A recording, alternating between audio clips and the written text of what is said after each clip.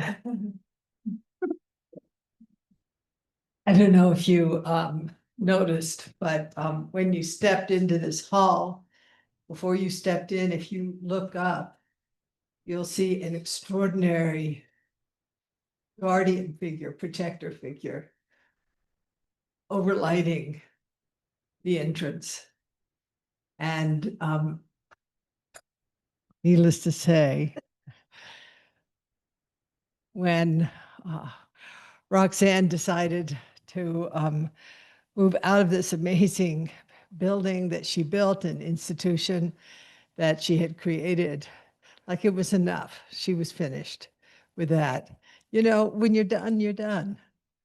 And Wendy and I went up to just to hang out with her, and people were sort of flowing in and out of the space because I looked on it really as a pilgrimage site. You know, it was a site that actually I brought many of our students to. And Wendy said, Roshi, we need that. And so I distracted Roxanne because I knew she would give it to us. And so we could, you know, formally purchase it and not receive it as a gift in the sense that one conventionally receives a gift, but that it was an acknowledgement of her extraordinary talent, her gift with the earth. And that having it here in this space so that when you enter the space, there is this very powerful gaze that is greeting you, meeting you, and understanding you.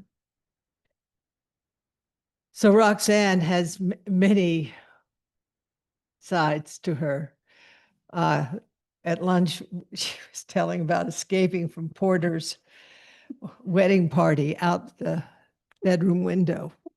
It's like, yeah, I can understand that. It's how I feel actually quite often when I'm with a lot of people. Where's the window? I can crawl out of. And but she got busted for doing it. And so then Wendy showed a photograph of Roxanne. We were up there a year or so ago, and she has on the ground in front of her greenhouse this very large, somewhat circular thing on the ground with a big aureole and nipple right in the middle. You can't even believe it's like, oh. And Roxanne just throws herself on it and wraps her body around the nipple. I was like, okay, everybody should come here to see. But we have the photographic proof. A lot of people don't believe what I say. You know, they think, that can't be true. But it was true. And we have the photographic evidence. Now this, yeah. I mean, you know, here's the thing. When you get to a certain age, you young women, I hope you get there.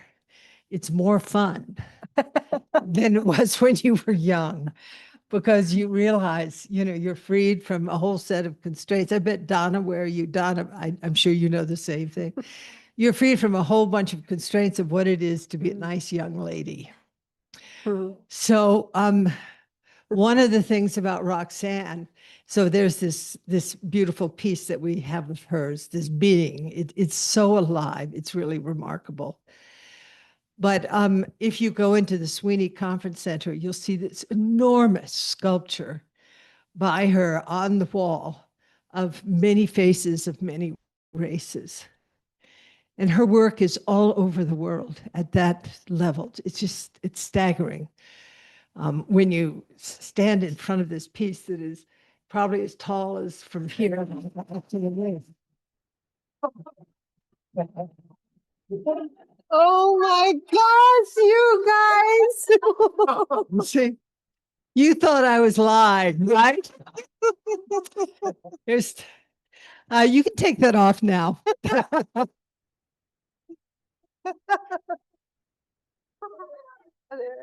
Yeah, great. Okay. Phew.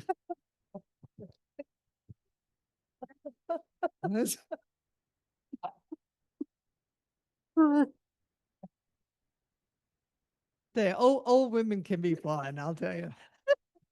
But one of the just amazing things is how she has shaken up her culture to bring them back to the old ways. And part of it you'll see tonight, we're showing this amazing film called The Pueblo Food Experience. And it is a process that she brought her family and others in her village into, to actually eat only the food of the ancestors, and to run it as a scientific project where blood pressure, cholesterol, a whole bunch of factors were measured throughout this experiment to discover within a very short period of time, drop in blood pressure, diabetes going away, drop of weight, and just an amazing transformation that her people went through, getting off the toxic food that Western culture has developed as a way to make everything efficient except our lives. That's why I'm so grateful for our kitchen, though. We do have quite a bit of ice cream and cookies here at Upaya. You know, and actually I know most Zen centers do. It's like compensation for, you know, everything else that we do.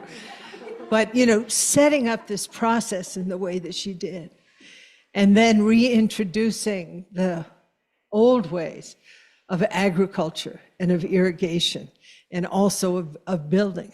And we went up to the Upaya house, and I sat in a chair with my eyes closed in this sort of trance-like state, while Alonzo, Troy, and Hurd discussed plaster, adobe brick making, also parrots. The amazing thing how parrots actually were brought into these northern areas from the south. So I just feel Roxanne is, you know, one of the treasures in my life personally. And plus we like each other a lot. But also, you know, as an example to all of us, because as she'll make clear in the Pueblo Food Experience, and maybe she will touch in today, it's not up to us to, you know, go out and do venison and gather salt from the place that her people traditionally go to and, you know, eat just, you know, that diet. Each of us has a genetic signature that is reflected in the great histories that each of us as individuals carry. And so maybe what she did in the way that she did it with the foods that she actually helped her family access, we would probably, as wheat eaters, for example, or rice eaters, for example, we would have a different signature in our DNA and in our bodies. But the point that we come back to so often is what colonization has done to all of us. The indigenous peoples on the front line of colonization, but also we have been colonized by the corporate world. And we have to decolonize.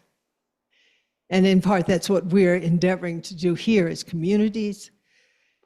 We can't copy what Roxanne has done, how Alonzo and Susan live. We can't, that's not our way.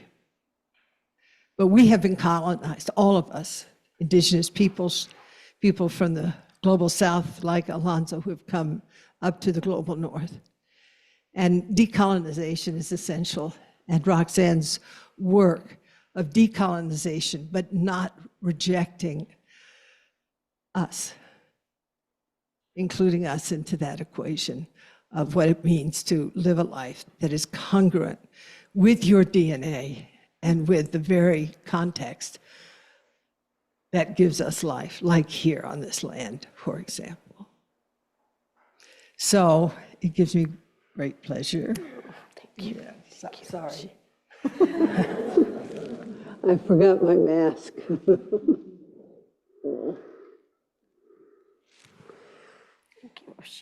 And we agree, there's just a hell of a deal going on right now for the whole world.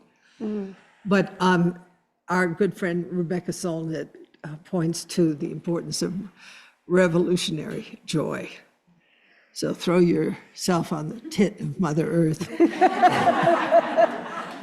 find out how cool it can be to be an old, naughty woman. Thank you. Oh, gee. What an introduction. Oh my gosh. Well, hello everybody again. I'm Roxanne Swentzell. If you didn't meet me this morning in the garden, I am from Santa Clara Pueblo, which is north of Santa Fe, along the Rio Grande, right next to Espanola, right below Los Alamos. We've been there for a very, very long time. We migrated from the Four Corners area down into the Rio Grande Valley around the 1200s and have been in this area ever since. We're Tewa-speaking people, and Santa Fe was actually a close tribe, a close pueblo to ours. We're also Tewa speakers. Santa Fe was a pueblo that was a Tewa speaker speaking, and they were also Tano Tewa people. And that's a very specific, you get to more detailed things. So we're very close to the original Santa Fe people. So I always think Santa Fe is, my relatives to the original Santa Fe. I am many things, as is everybody. Sometimes, we are asked, well, what do you do? And you're supposed to kind of pick one thing. It's like, I want to kind of erase that and try to say, tell me some about yourself, because we're all very diverse in what we do. We're not just our job. We're not just our name, or many things. And today I was thinking, what do I want to talk about? Because I come and give these talks and I sort of pick little topics or pinpoint on something. And today I went, I don't really have anything I haven't already told you guys.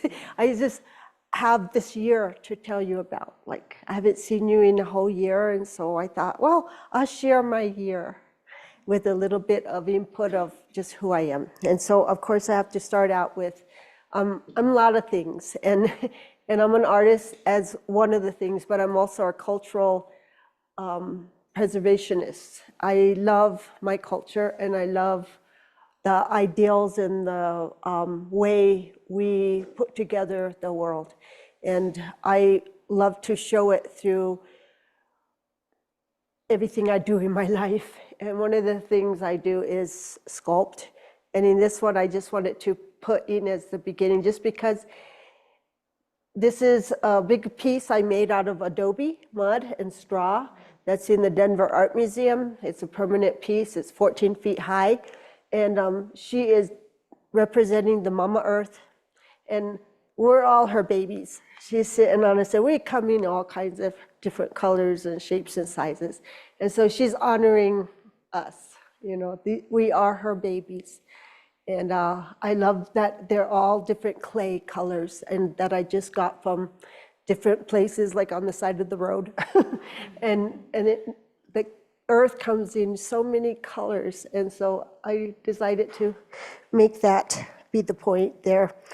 Well, one of the things I want to always acknowledge is that I am not here just in a bubble. I am the storyline, and so are you, of all the people that have come before you, your ancestors, your parents, your grandparents, and on back. We are here because they figured out how to survive. They figured out how to live wherever we are from. And I just love taking a moment and thanking them. Like, I'm here because you guys figured it out. We're here because they figured it out. And I look around this room and I'll see all your beautiful faces and different, everything. You're genetically, like Roshi was saying, we're so unique. I always think of human beings as like seeds. I'm a seed saver.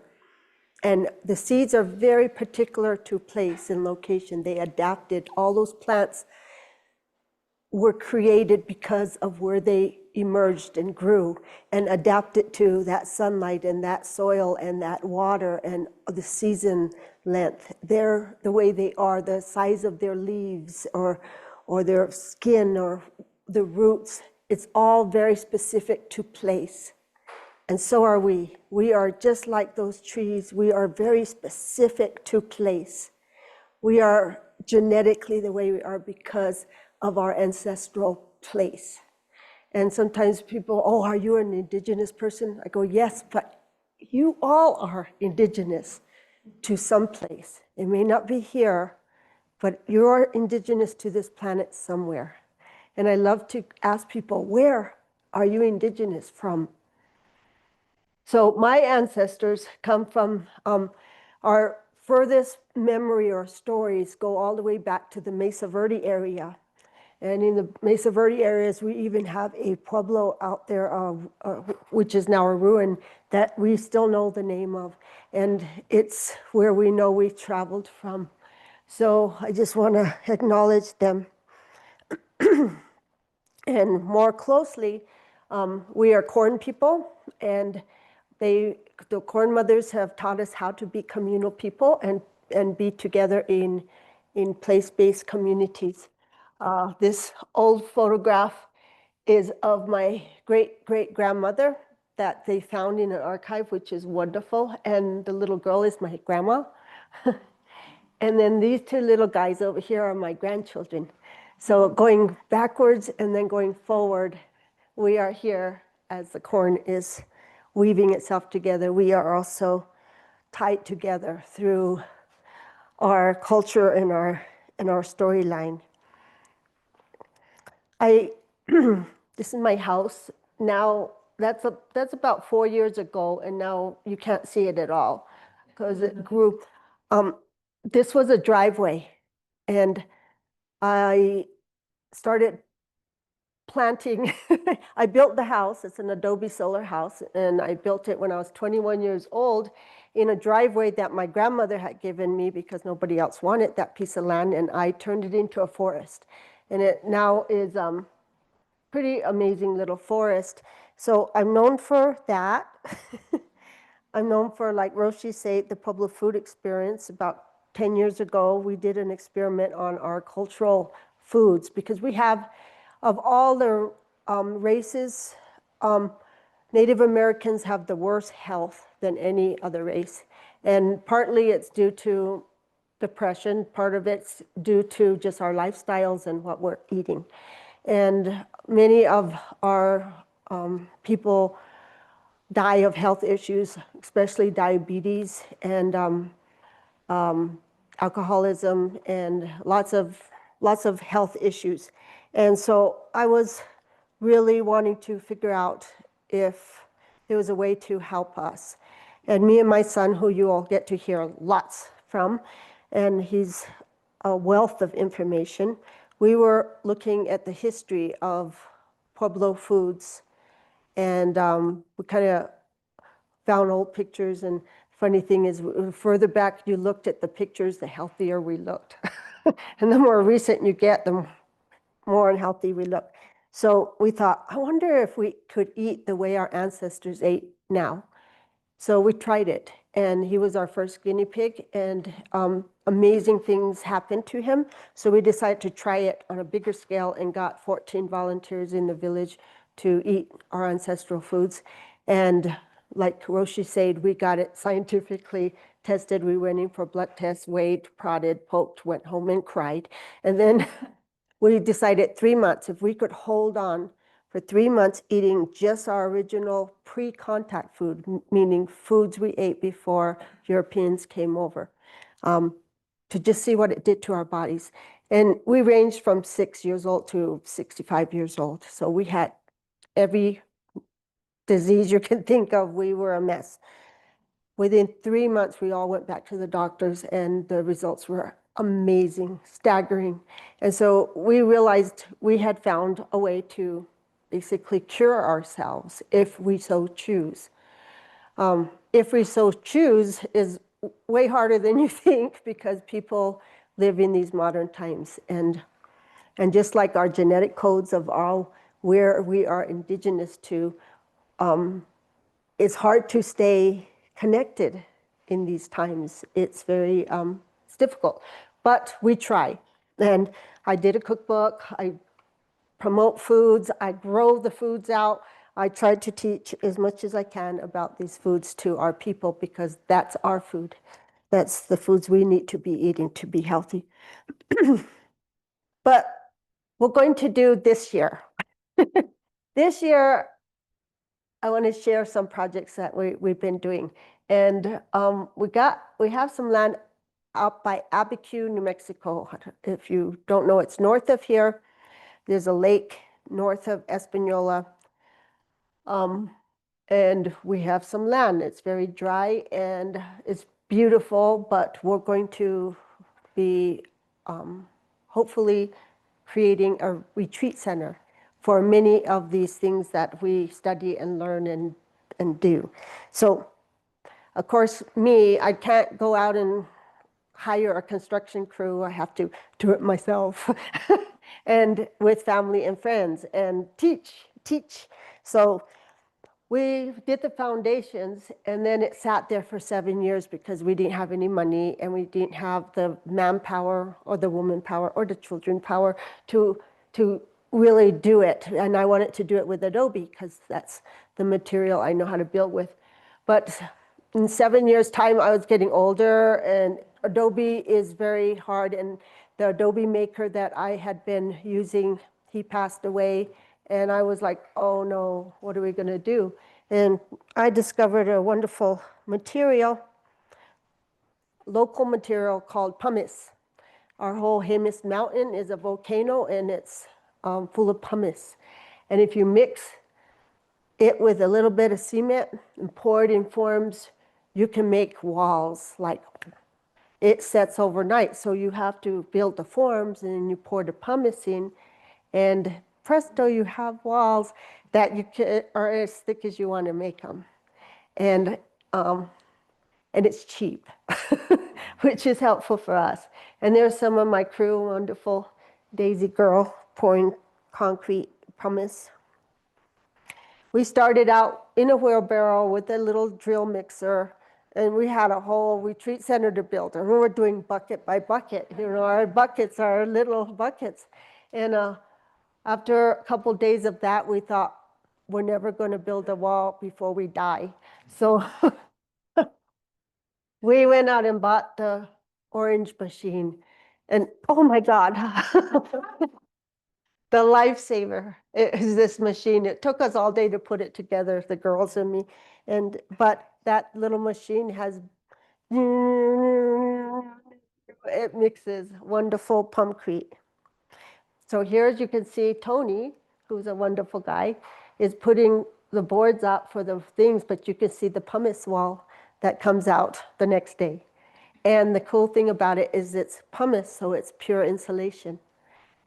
And it's strong, so it's a great building material, and you can plaster right on it with either cement or mud or whatever without having to put tar paper and wire and all that stuff. So I didn't want junk out there. I wanted as much natural material as I can possibly build with. So here's our tough girls, our pumice girls. So we can fill up this whole big old trailer for $200 and it'll build about 2 walls. I'm proud of it. So once we did this and we went, oh my God, we have this material. We decided to share it because that's what we do. You can't keep it all to yourself. You have to let everybody know this is amazing. But of course, in my style, because I'm not a hard hat construction worker, I gotta go get women and children to build this. Because we never get to do that often in the world that we live in. In my world, in the Pueblo world, the women were the builders. We built the Pueblos, the men were the farmers, the hunters, and the women took care of the homes in a way that was, they built them, so they took care of them. And so for me, I grew up building. And so here we are doing our first class after we learned how to do it to teach the women and children how to build with pumpcrete.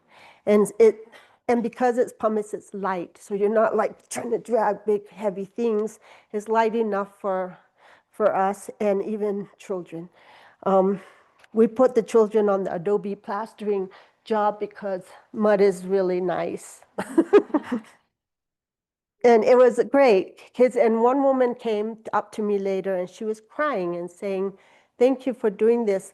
I've never gotten to do anything like this." And so I realized this is a needed thing because women feel unempowered because they've been disconnected from the building world.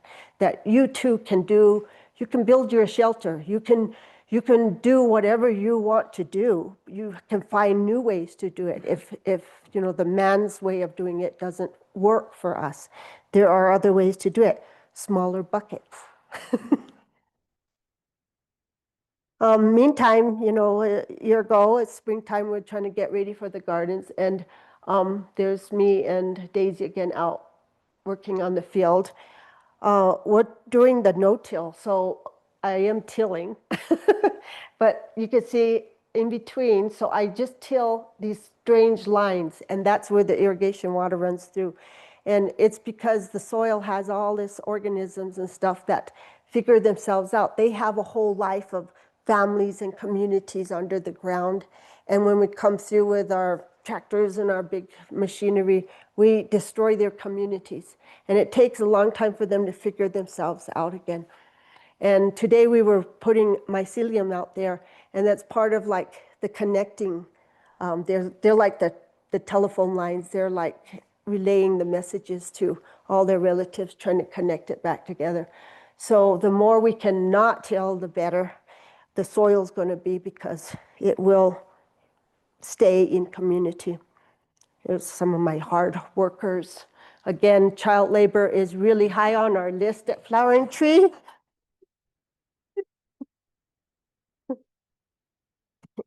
And I had a wonderful visit with some people you might know.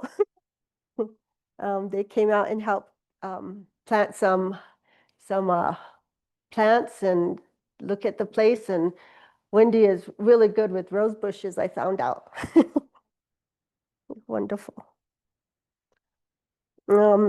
Planting guilds. We like to plant guilds. So even when I'm out if I plant a tree, I always go plant a friend. I go, where's the friend? You don't just plant a tree by itself. You have to go get a daffodil or, you know, a strawberry or a little grass or something. It's like friends are good. So, you know, when we go out and build these guilds, we like I just get a whole bunch of plants and then get people to go pick out your tree, your bush, your bulb, your grass, you know, like do this family. And then you can build that around. And it seems to do a lot better that way, just as we do. We live better in community than all alone out in a deserted landscape. And of course, mulching. Here's one little guild that they're fixing up. Working with the Acoma farmers came, and I'm showing them, because whenever I work with Native groups, I always put in the Native foods aspect of it because I'm trying to promote that. And the one hit of all of these workshops is grasshoppers.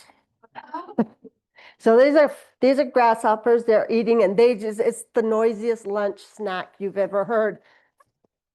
You try, yeah. But we if it's early enough in the morning, I let them go hunting. I give them a jar and they all go catch grasshoppers, and then they can have them later to snack. But there's lots of screaming going on there, but they ate them all. Oh, sorry. So meantime, we go back up to the lake and build whenever we have the day, and we keep going up. And here's some more going up. So the year of building. Well, one mixer wasn't enough, so we got a blue one. And so now we're like double timing it. And we could build more walls, and there's a lot of walls. Meantime, we had our gardens were growing. Here's a little garden by my house that I did with one of the great aunts. And she said, I want to grow things, but I can't be out in the big field. I says, come on, let's go in this waffle. This is actually a waffle garden. And we did this beautiful garden last year, and she was so proud of it. I also got to go out to the Occidental Art and Ecology Center and see what they're doing, and their terracing and gardens were just tremendous, and their center that they gather people in was awesomely beautiful. And again, I was reminded of how like the connecting to people out there that are doing similar work is really, really important, because it makes you feel supported. And, you know, I love coming to Umpaya because I feel like I'm loved and that we're on the right track together. I'm not fighting the whole corporate monster by myself or whatever. It's really nice. So here was Native communities from Hawaii, from California, from I think there were some from Washington and New Mexico gathered to talk about what we do. Some of you know Melissa Nelson, and this is a Hawaiian woman and we just share, and it's really helpful. It's really helpful. And of course, they do many of the same things I do, and there's some of their seeds, and it's so much fun to see how they do it, because we all do it a little differently. And I love this picture just because it's a cool picture. So just the web, just the web of life, the web of us, the web of connections, all of it is so important. So back up at the lake, this is a pumpcrete wall, and I've been playing with what else can you do with it. So I put these basket things that'll keep going up, and you can see it closer up. But it's like you're dealing with the landscape itself. That's what it's just like, oh my gosh, because you can't control it so much, so you just see what it comes out. So as an artist, I'm just like, oh, it's going to be fun.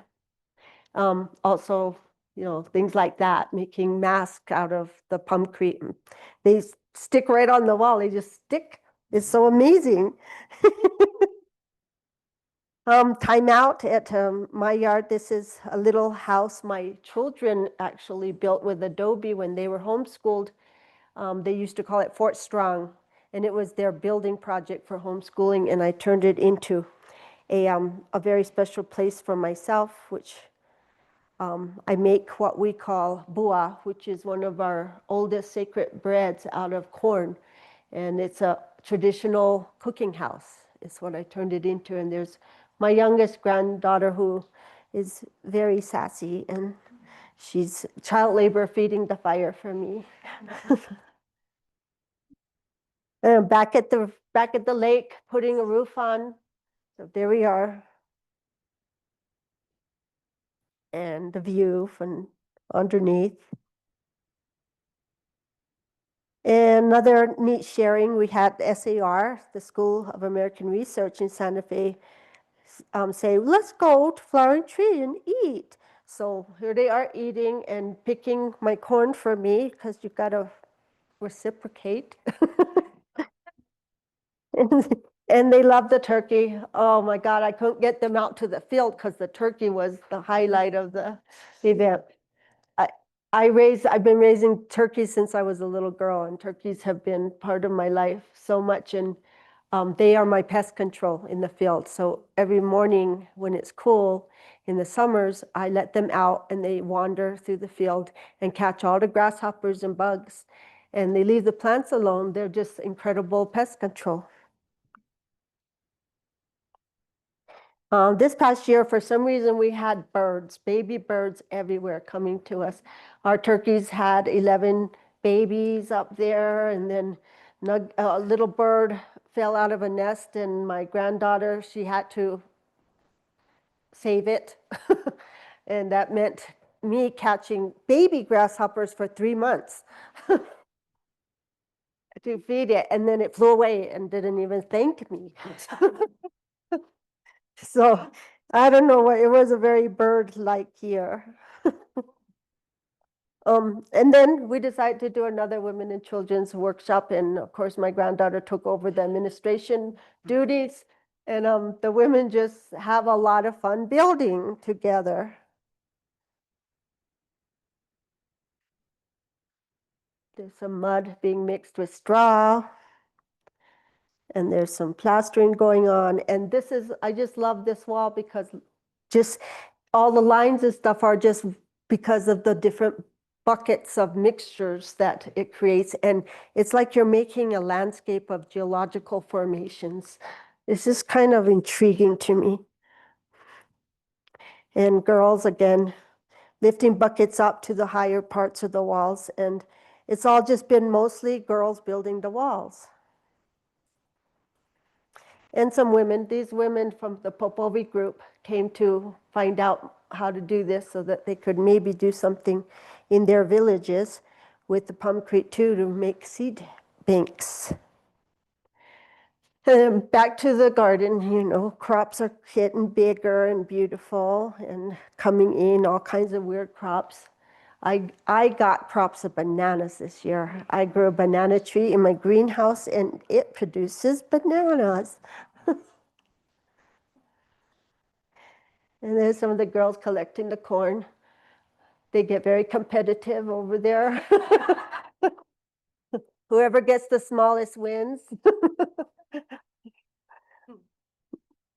But again, I grow these crops out and try to include tribal members as much as possible because this is our crops, this is our seed, this is our food, our ancestral foods. And I want them to understand it and know what to do with it. So we have a lot of fun trying to teach this. Some chilies and showing how to do ristras. Some potato crop, new kinds of jewelry. And we hang our corn up to dry and to keep them from being moth-eaten and eaten by mice. And then we can process. Here we're making chicos.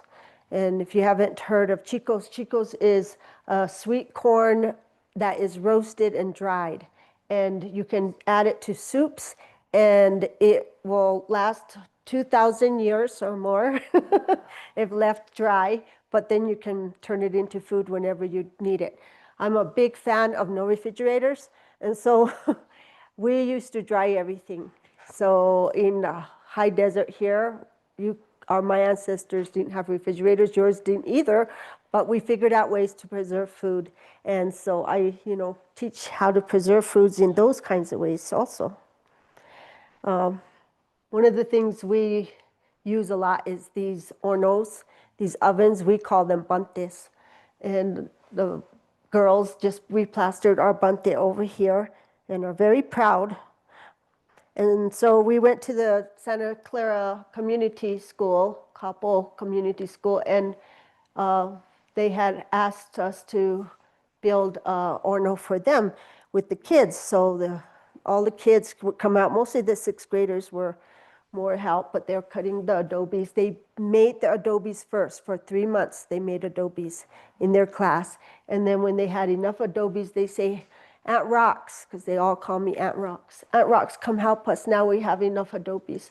So then we started building the structure. And they did so much of the work, and they were so excited to make their oven. They are closed in, and they're filling in the holes with rocks and mud and feeling very happy about there. And then these second graders came out one day with their teacher, and they stood there and they welcomed the bante, the orno, into their community because it's alive now. And we believe that all things have life in them. So they talk to the orno and they say, welcome, and we have brought you a gift. And they stood there and they sang to it. It was one of the sweetest things. And then afterwards they went up and they hugged it. So, and there they are finished with their orno. And I made a little door for it so that it would have symbols that are they relate to in our culture. And then winter came, and I was making more pumice faces, but we got snowed in, but we still went up and worked. We were on the rooftop, putting on a roof. Oops. And then when it warmed up, we got a whole bunch of natives got together from this cohort from the Altman Foundation, sent us to Chaco because we were saying it'd be really nice if we got to go visit our ancestral sites because we don't really get to go to these places. And a lot of times, Pueblos don't like to stand out by themselves. They like to bring all their relatives with them. So we thought, well, then let's do that. Let's all go in a clump to Chaco Canyon and go see our ancestors in a clump. So here's some of our clumping. There's some more clumping out at Chaco. And the cool thing was that the ones that could hike up to the top were on top of this mesa, hiked up to the top of it, and down over here at the bottom, underneath, at the bottom is Pueblo Bonito, a large ruin site. And some Laguna Pueblo dancers came and they danced in the plaza of our old ancestral site. And we got to watch from up above on the thing. It was really wonderful. And then we camped out there and told stories.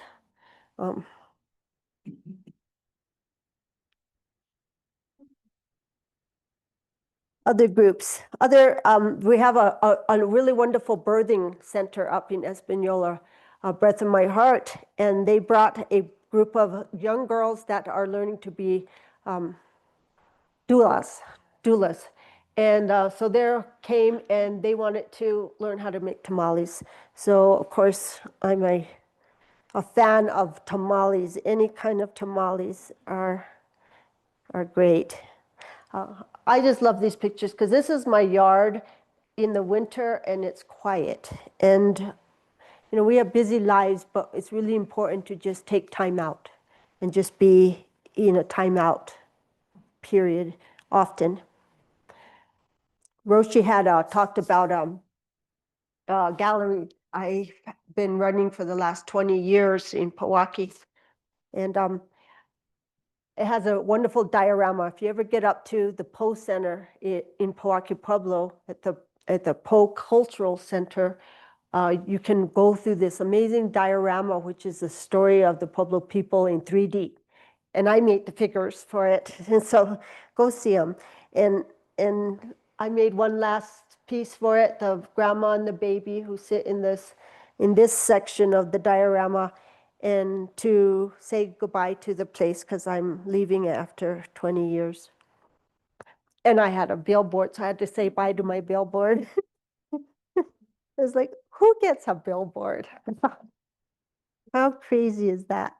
And then, of course, the Poe Center gave me a really wonderful exhibition to say goodbye to, with pieces they gathered of mine.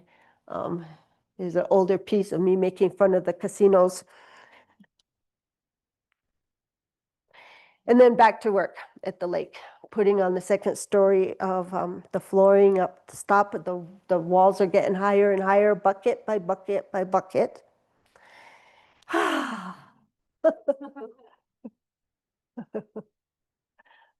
Yeah, lots of work.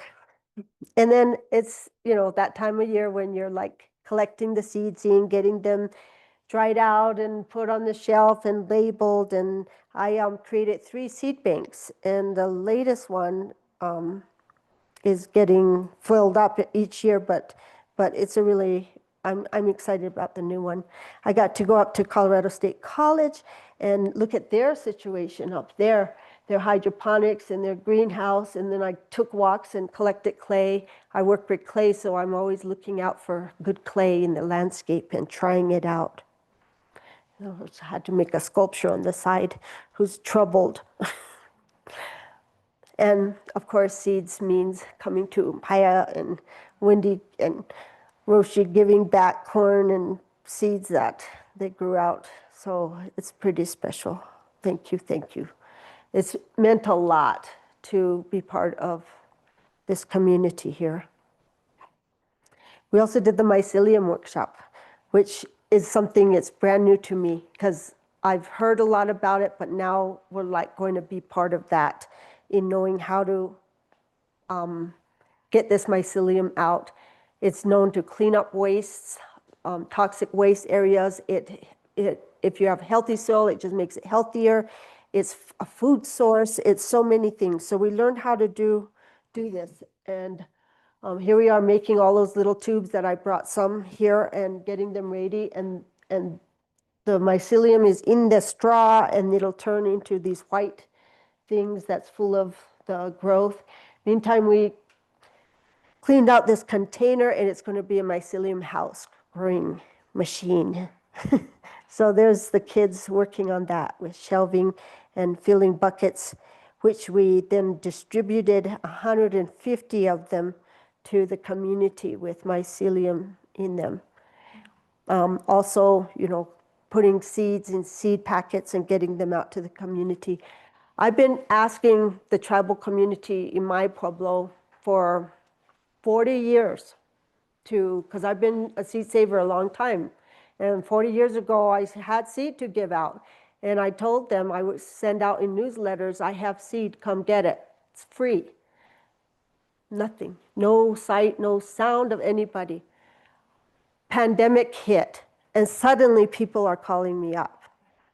And I thought, wow, for 35 years, nobody responded. And then now people are responding. And now there's way more consciousness in not just my community, but the world, I think, that we better start growing our food more again. We can't depend on Walmart forever.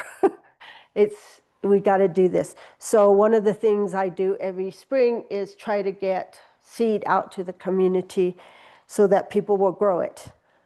And I don't know if they always grow it. They do not return seed back, but I don't give out more than I can lose. But I'm hoping that it spreads the wealth. One of the big things that we do each spring is the Wingeta seed exchange. It goes from Hispanic community to Pueblo to Hispanic community to Pueblo in the valley by Espanola.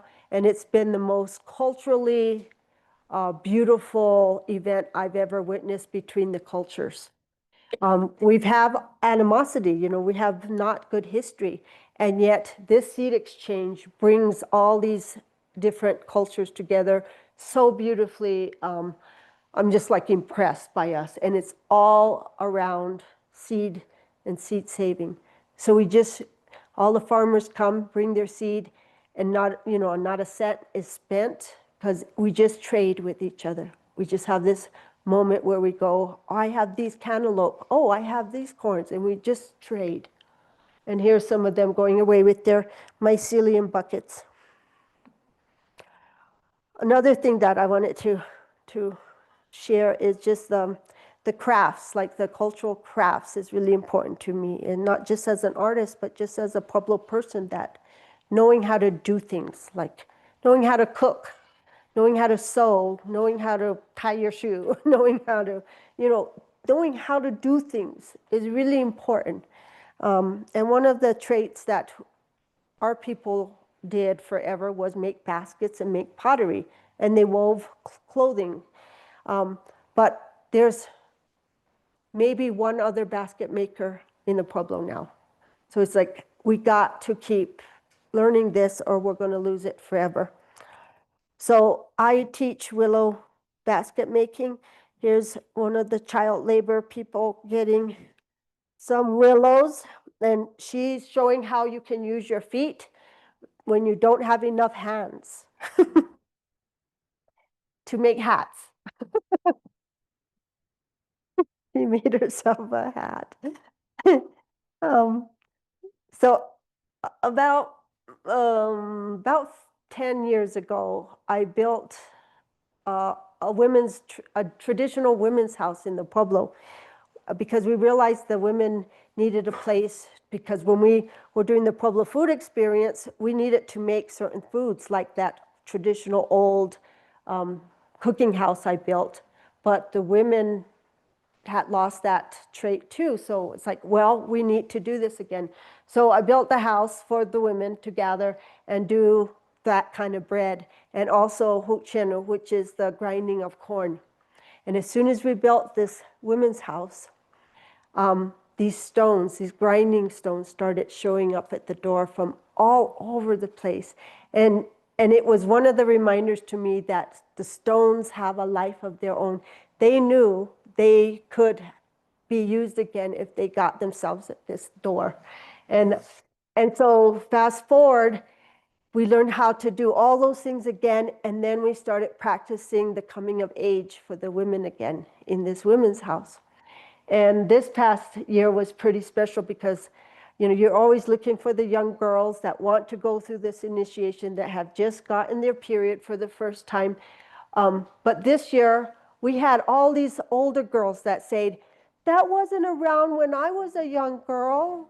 I didn't get to do that. And so he says, okay, let's do one for you guys. And so these girls were the first group that said, we're old, but we want to do it, a coming of age. And so one of the things they have to do is they have to weave a basket, and they have to make a pot, and they have to do other things. But here's them getting ready to make their first basket and working on their baskets.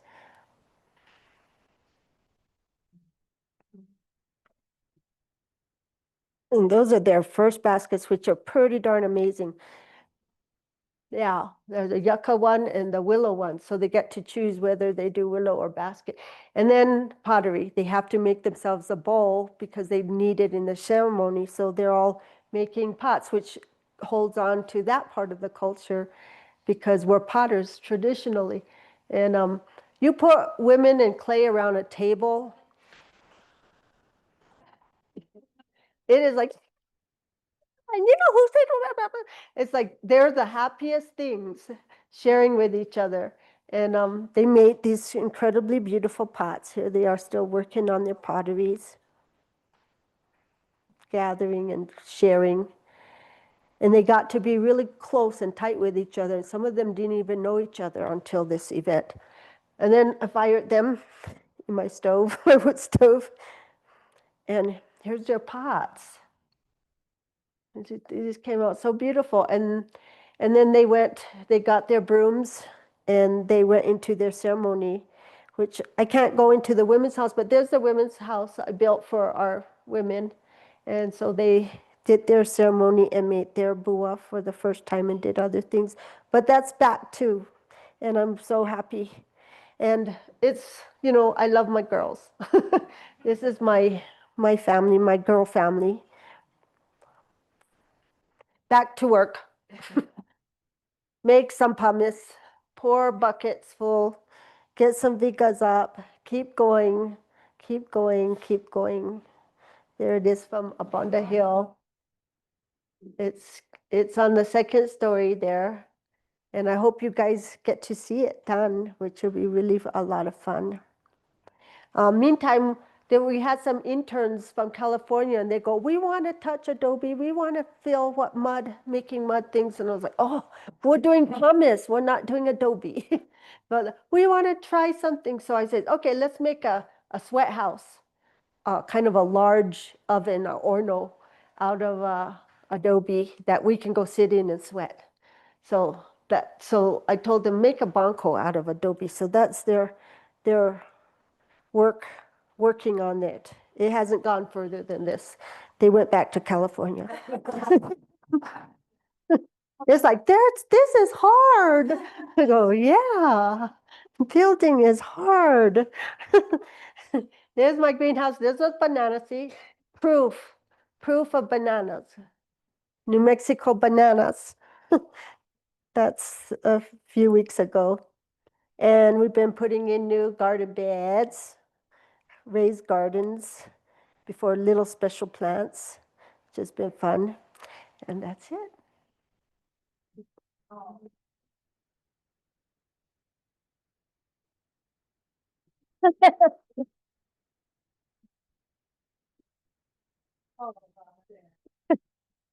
I have a present for you, Roshi. Wait. I have a present for us.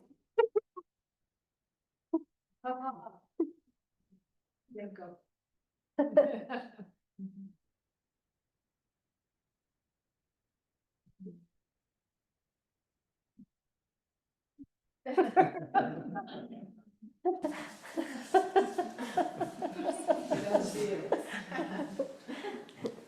This is for you. A seed pod.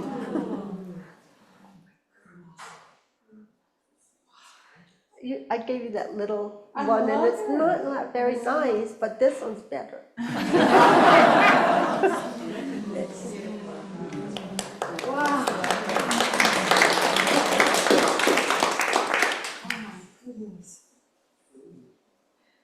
So when we harvest in the fall, we'll put Seed in red that. flint corn seed in here. Yeah.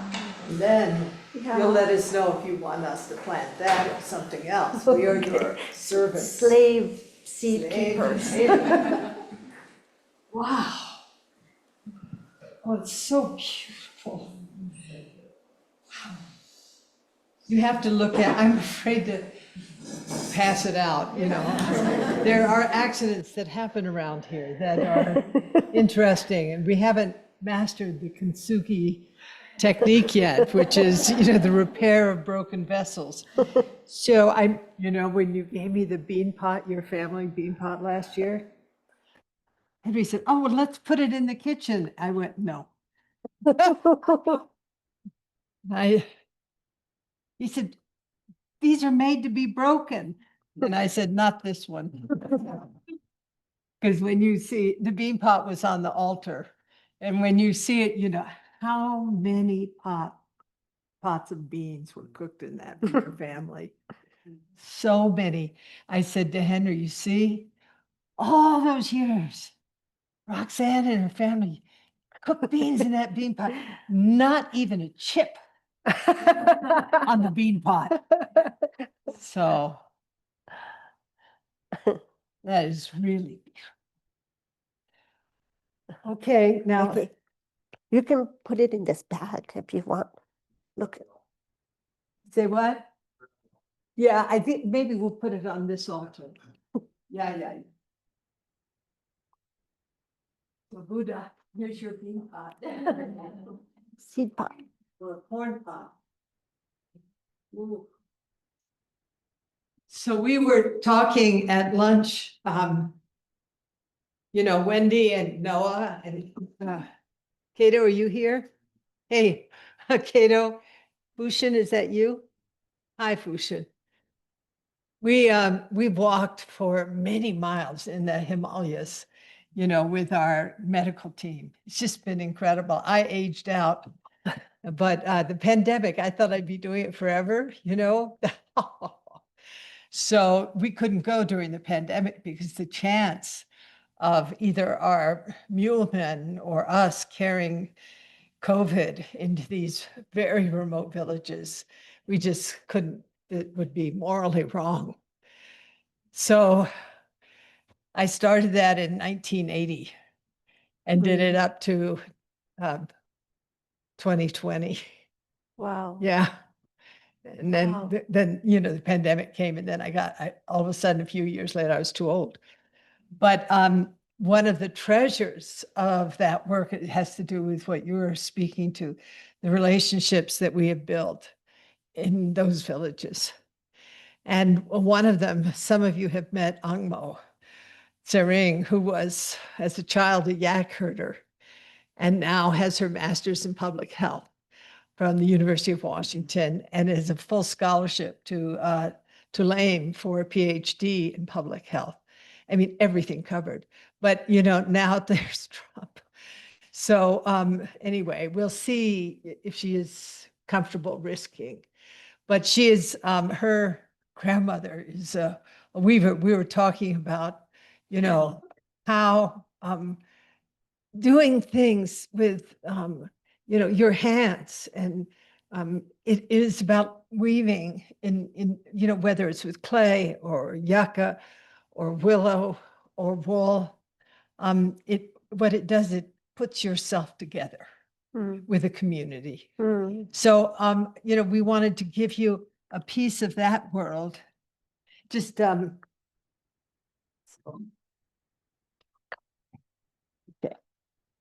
Anyway, it's so my hair, but anyway. Yeah, I used to have a hair don't for 25 years. But, you know, Wow. this is just, you know, making beauty, and the women wear these like this, Huh. and they're also good for this.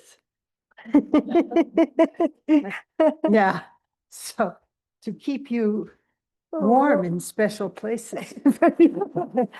Go take it to the boob. Sorry. You know, boobism is better, I think, than Buddhism, sorry. So on behalf of the mountain people, this, and then Wendy, sorry, that was bad. And unrehearsed as usual. So, Senko, we have, you know, Wendy Johnson is the gift giver. She just never, ever, she's just unashamedly generous. Yes. And here come gifts from beloved Wendy to you. Wendy. Well, she's not Wendy. here, but she Yeah, said, she's right here. Wendy, right there, look at right there. Where, oh, there you are. All right. Oh my gosh. Okay. I don't know where to start. Thank you, Wendy. Honestly, here. There, I'll you take start this. somewhere. Here. Oh my gosh. This is, She's very helpfully annotated everything. as usual, Wendy Look, has I- everything properly. Wendy, would you like to share what I'm holding? I think perhaps the most beautiful gift is the gift from beloved Jeff. Are you holding that, Cinco? I can hardly see in this situation. Yes. So this is Roxanne. This is gift of one of our students. No, this one. Oh, that one. Oh, I gotta see it. So Roxanne, this is water returning to the source. This is the original corn of New York Can City. you turn up the sound here? Yeah. Lenape people's flint corn. There's seed from the Lenape people. Look at that beautiful orange flint corn. Wow. Wow, that's a beautiful corn. And really a deep blessing from Jeff, who was in winter practice period and grew this at Stone Barns Farm. And another yellow orangey corn. Well, maybe yellow. All the seed. They sent you a huge, rematriated their seed to you, so you can share it. Thank you, Wendy. Please tell them thank you too. Hopefully Jeff is watching and he can tell friends. Every single, and you know, Roxanne, only 2 nights before I wrapped it, maybe 3 nights, and a mouse came into our house and had a little taste. It was certified delicious. Look at that. And this is ancient, Oh, indigenous polenta corn that was taken from the Lenape people to Europe and grown for polenta and then returned, rematriated to the United States, so-called United States, and has been grown out, Roshi, at the home where Marion Weber grew up as a child, Uh-huh. at her farm. Oh my. these are beautiful. And so Jeff selected every ear for you. Oh my. Look at that amber. Yeah, it is. It Yeah. is an extraordinary corn. This is 8-row corn. 8-row corn, and it fell out of use because each plant would only produce 1 or 2 ears, but the corn was so treasured and cherished by the Lenape people. However, it was taken and transported to Europe And now water returns to the source, coming into your hands. Thank you, Wendy, thank you. Wow. That will go in safely in our seed bank and shared among our people. And that's beautiful. Those are perfect ears for you, Roxanne. Those are perfect ears. Those Yes, are, they are. But there's also a very lovely golden bag of corn kernels that were discerned by the mouse and loosened so that you could ready to, certified mouse kernels. Got them just in time. yeah. Obviously, I need a cat, Oh, but we live very close to the land, you understand. And the mice have their way. They heard, oh, a package has come for Roxanne. Let's go there. Go there. they heard my name. Keep the door open in the morning. Let's go there. So Thank you, Wendy. you're Thank you. very, very welcome. And the other gifts are just for you from me, so you can open them in secret. Okay. There's lots of love in them. You'll recognize Close it. your eyes. That's your public gift. That's great. Thank you. This is an old book that they published, well, not that old, because kids are still alive during this. But there is no word for art in the Tamil world. Because everything is art.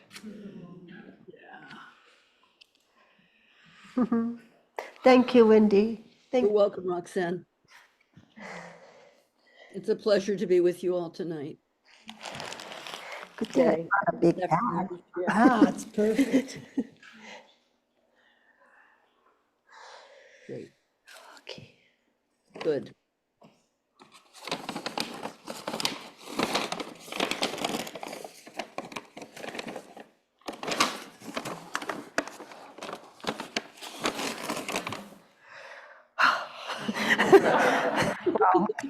So you'll remind me, are we taking a break? Well, Porter's on right now. We probably should do a quick bio break. I think a 15-minute 15-minute break break? so people Okay. can take care of their bodies. Okay, is that okay, Porter? And Roxanne, I have a feeling you here want he to go is, up okay. the highway, but if not, we want you to stay here forever. Thank you. Hi, Porter, welcome. Thank you so much for coming and joining us, and we'll be back in 15. Thank you. I hope it goes well. Yeah. Please let me know, okay? He'll do a talk on the history. He's an amazing speaker if you'd like to hear the talk. I'm committed to listening to him and to being present, so I will, even though it's online. Even more so. Hmm? Even more so. Yeah, I just got called and was able to.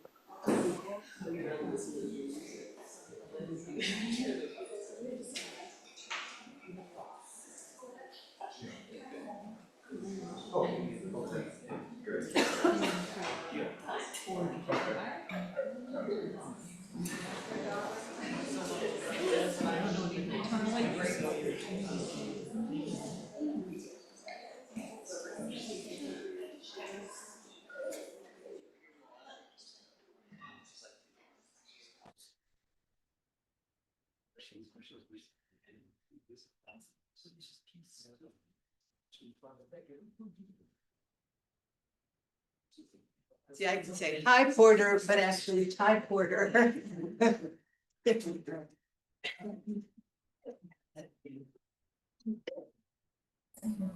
Hello, everyone. Hey, Porter, hang on. So in case you have forgotten already, this is an amazing anthropologist and historian. And I didn't want to introduce you as Roxanne's son yet, if you don't mind. A lot of people say, "Oh, this is the son or daughter of this famous person," But Porter is an extraordinary person, and a repository of the history of his peoples and the ways of his peoples, really more than anyone I've ever met, maybe even including Mother Rocks, so to speak.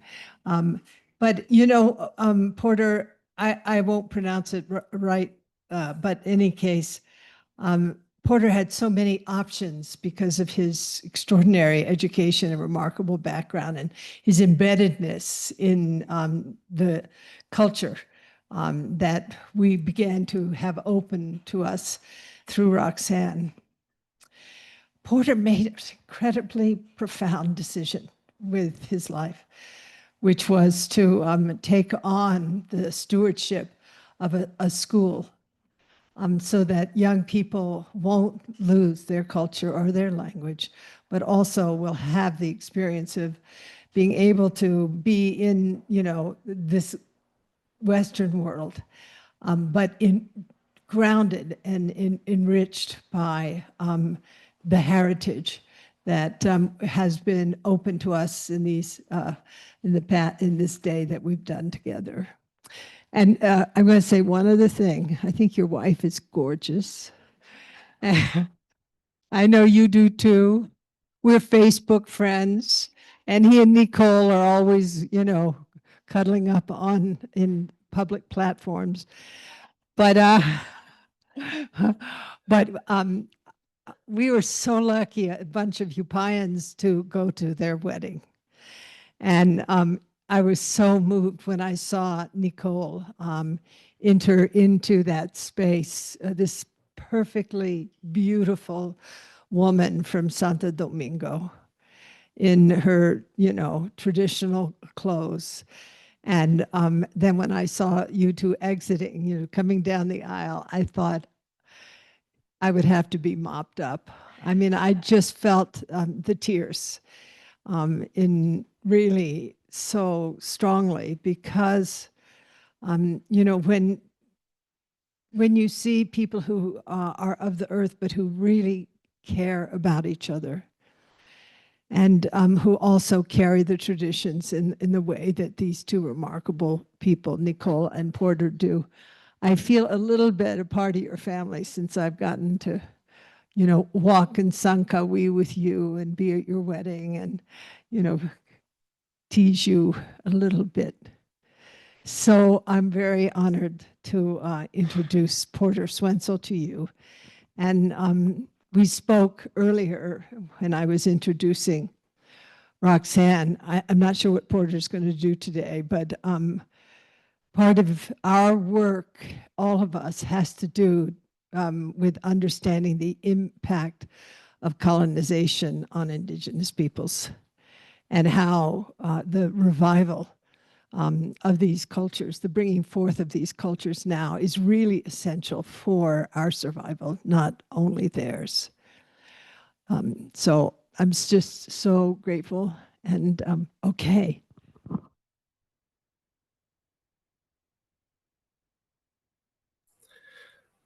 Thank you so much for that introduction, and it's really good to see you and also to see some other familiar faces I know through the screen.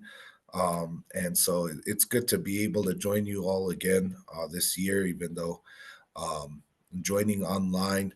And I don't know. It's been a busy last month for me with the end of the school, and we have our St. Anthony's feast day coming up, and it seems like now working as the head of our community school here at Santa Clara Pueblo, we end up going to all the graduation receptions that there are. There's a lot of them that we end up at this time of year.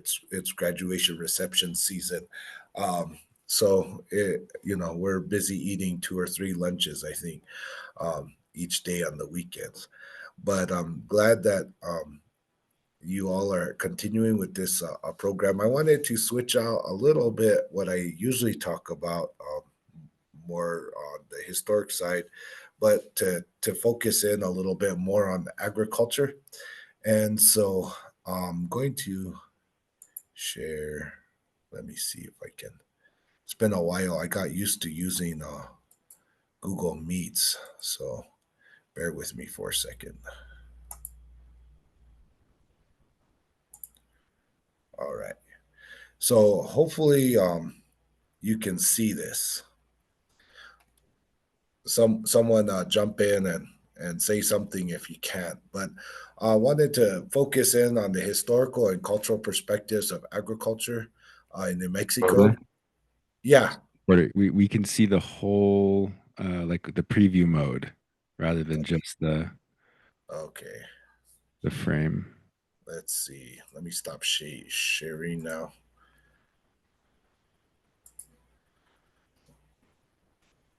Give me a second. You're probably going to see Nicole come in and give me some assistance here.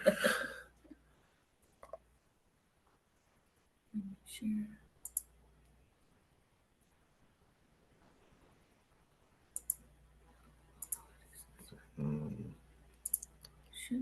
no, I'm sharing myself now.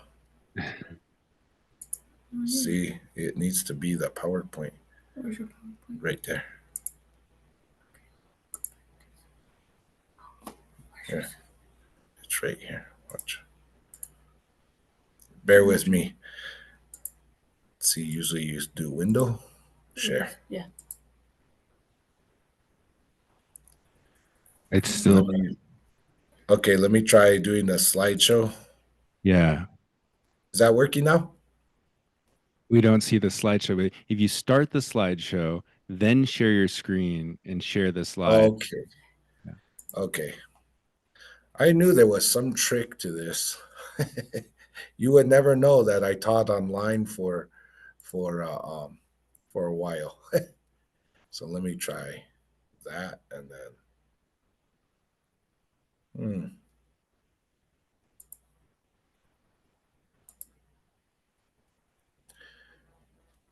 You just might not be able to see yourself. I don't think you can. Wait, cancel it. Go back to your PowerPoint. And then click share. How? Click this. Yeah, but then how am I going to share the screen?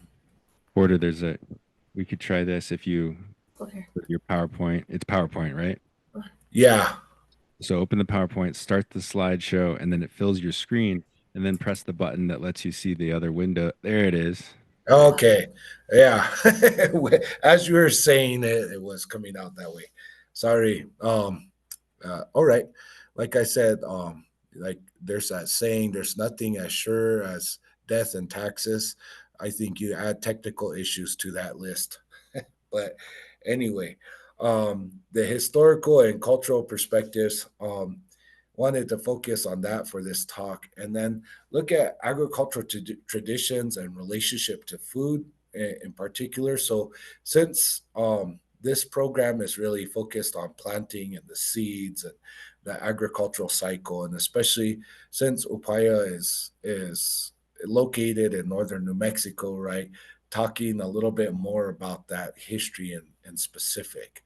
So, and I think, especially when you're talking about Upaya being in the center of Pueblo country, of all the different Pueblo nations here in New Mexico, that when we're looking at agriculture, the story of agriculture in northern New Mexico really starts with the Pueblos, and in particular, then going back in time, we have to talk about corn, and corn being a part of the as what we call ethnogenesis of Pueblo people. That we wouldn't be who we are without corn coming into being, and so that's a really critical element of the story. But also, I think it's also really important to recognize that that food is the source of nutritional energy produced by the sun.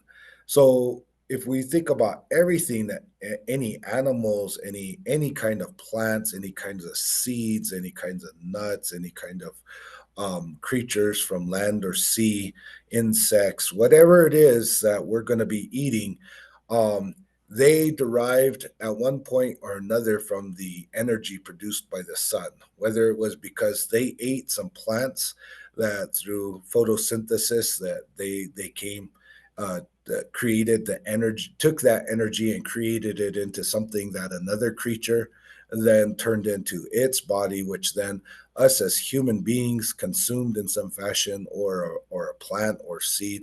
All of that is also coming in from the energy produced by the sun. And so that element is incredibly important to recognize. And so I think just in terms of that recognition, and it's part of that oral tradition and that those practices that are so critical about recognizing that our very existence is only possible through the munificence of the sun itself, right, and the energy that the sun provides for us, right. And so all these plants, all this agricultural beings, they're all getting their energy, and then they're sharing that with us, and through that cycle coming from the sun. And so going back to corn, of course, corn as is thought of, that in the whole story of corn is not entirely complete, and it's more appropriate to call maize, as corn is was a generic word from like 500 years ago, to refer to all grains, but nowadays it tends to refer to one grain. But maize or maize is the what we generally refer to as corn, came into being sometime about 9,000 or so years ago, in the Rio Balsas Valley in Mexico. And so it's conjectured that it derived from teosinte, which is a close relative, but looks quite a bit different.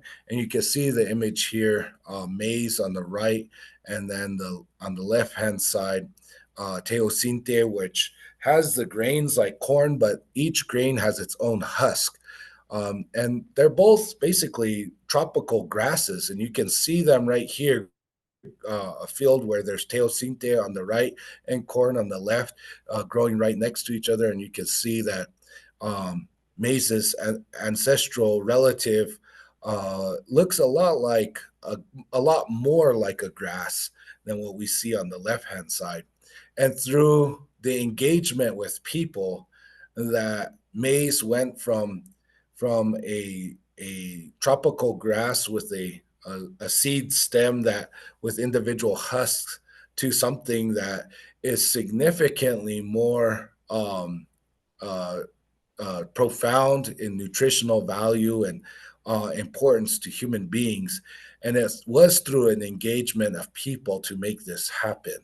And it's one of the most life-changing, history-changing events for humanity, because corn not only transformed the Americas when it started to come in to be about 9,000 or so years ago, but of course, once it was spread around the world, it was utterly and completely transformative to the story of human beings, right? So, and usually people talk about this as the domestication of a plant, right?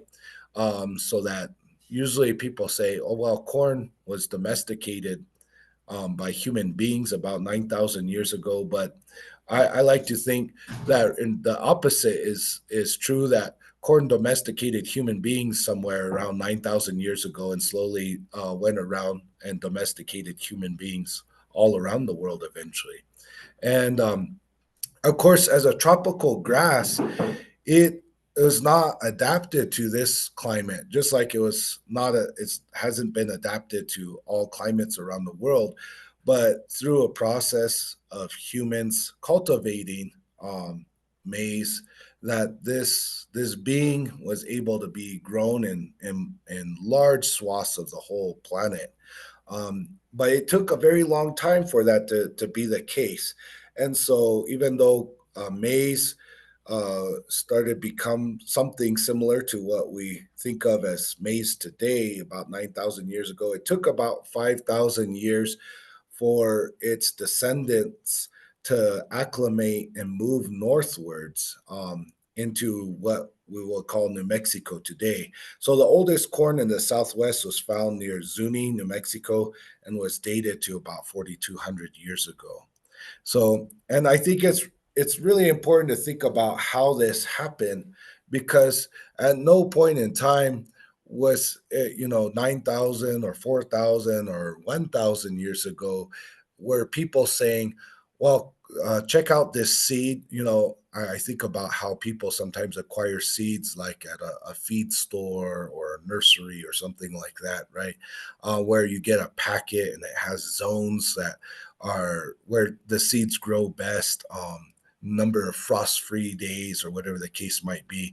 And people were not moving these beings through place and space in a similar fashion.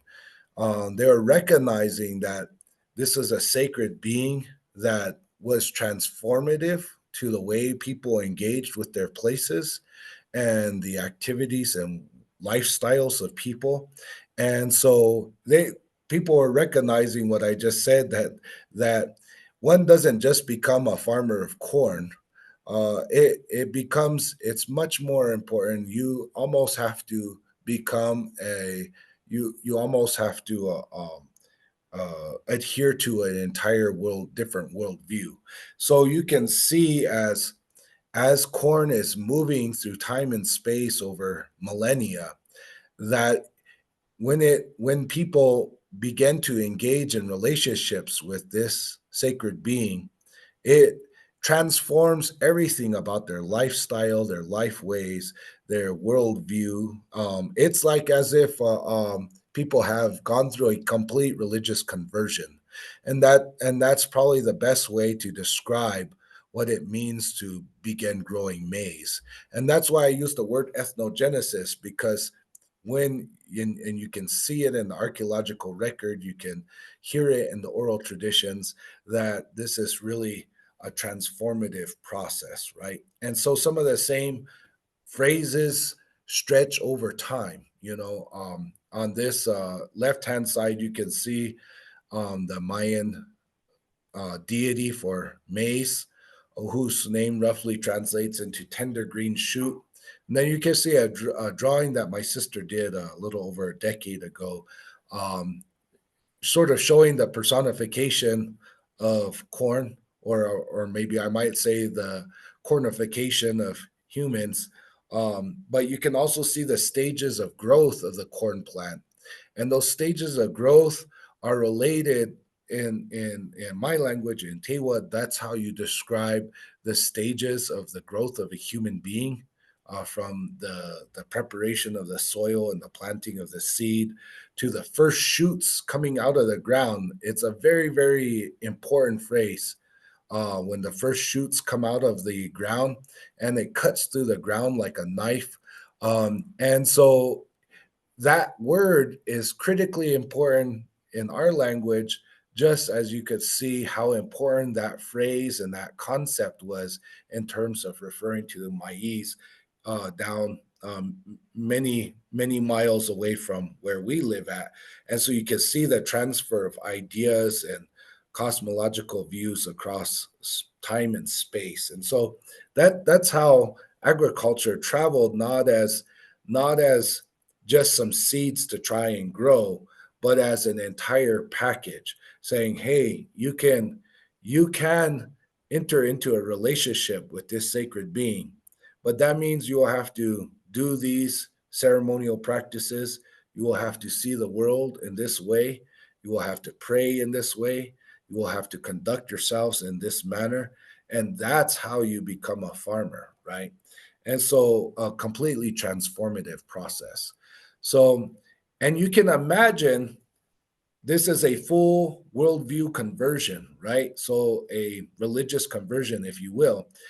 And and that's one of the reasons why you don't see everybody becoming farmers right away, wherever maize is traveling, because people are already living uh, pretty successful lifestyles already. And so they say, what do you mean? that you want us to convert to an entire different lifestyle, worldview, religion, everything. You want us to leave all this other stuff behind and adopt this new worldview. We're living just fine the way we are, right? So it takes many thousands of years before different groups might even enter into a relationship with maize, right? And then when they do, it is a complete transformation, but oftentimes a difficult one as well, right? So some of the other key crops that coming up, just to give an idea of what you would call domesticated crops coming into this region, what we call New Mexico today, northern New Mexico. One of the other early ones that, and it may even be that this potentially is even older than maize, but squash, what normally we would think of as winter squash, not summer squash, with a hard shell because it lasts longer. It was domesticated sometime in the same area as maize, somewhere around roughly the same time period, and it reaches this area by about 3,000 years ago or so. So there's vast lengths of time before some of these things reach this area. Another one that reached this area around the same time is cotton, which is maybe domesticated by people, or people domesticated by cotton about 5,000 plus years ago in Mesoamerica. And then the earliest evidence of that being found about 3,000 years ago in southern Arizona, and then spreading to parts of New Mexico in the years following that. Another really, really, really important plant that also coming from Mesoamerica, central Mexico, but also there's native variants of chenopodiums in this area, amaranth and pigweed from the amaranthus family. Very important plant in Mesoamerica and central Mexico, but also can be very nutritious, and it grows very easily too. So then beans, um, maybe also domesticated originally, perhaps around the same time as maize, so somewhere around 10,000 years ago, perhaps. And then the earliest ones found in the Southwest about 2,500 years ago. And you notice that beans start showing up much later, thousands of years after maize comes into this area. And part of this is the way you have to cook beans. There's no crock pot, no pressure cooker, anything like that. So if you don't have ceramics, if you don't have pottery, then what you're doing is you have your beans in a basket with water in there, and then you're sitting by a open hearth, and you have stones in there that you're heating up and transferring to the basket, and then moving back to the fire and back and forth from the fire to the basket to maintain a boil so that you can eventually cook those beans. So you can imagine not a very easy process at all, although it is effective and it does work, but it's a challenging and time consuming process that requires constant attention. And so you see that beans spread typically along with ceramics. So people start making ceramics usually when they have beans, because there's no better way to cook beans than if you have a good old bean pot to cook them in. So, and then of course, a somewhat more recent domesticated plant, agricultural plant coming into this area. And not for food purposes, but for the whole variety of things that gourds provide, as far as musical instruments, tools, storage containers, all of those things that are very valuable to people. So not a food item, but a very important tool, found in the Southwest by about 2,300 years ago. So and it's I always like to show this. I know you all there. I'm not trying to give you an eye exam or anything. I know there's a lot of little numbers on this chart, but I also like to point out that the that domesticated, cultivated plants. And this goes to what I was saying a few minutes ago, is that people who are gatherers as opposed to farmers often have extremely successful lifestyles. And that's also part of the reason why people may not want to change everything about the lives that they live in order to enter into that engagement with cultivating plants.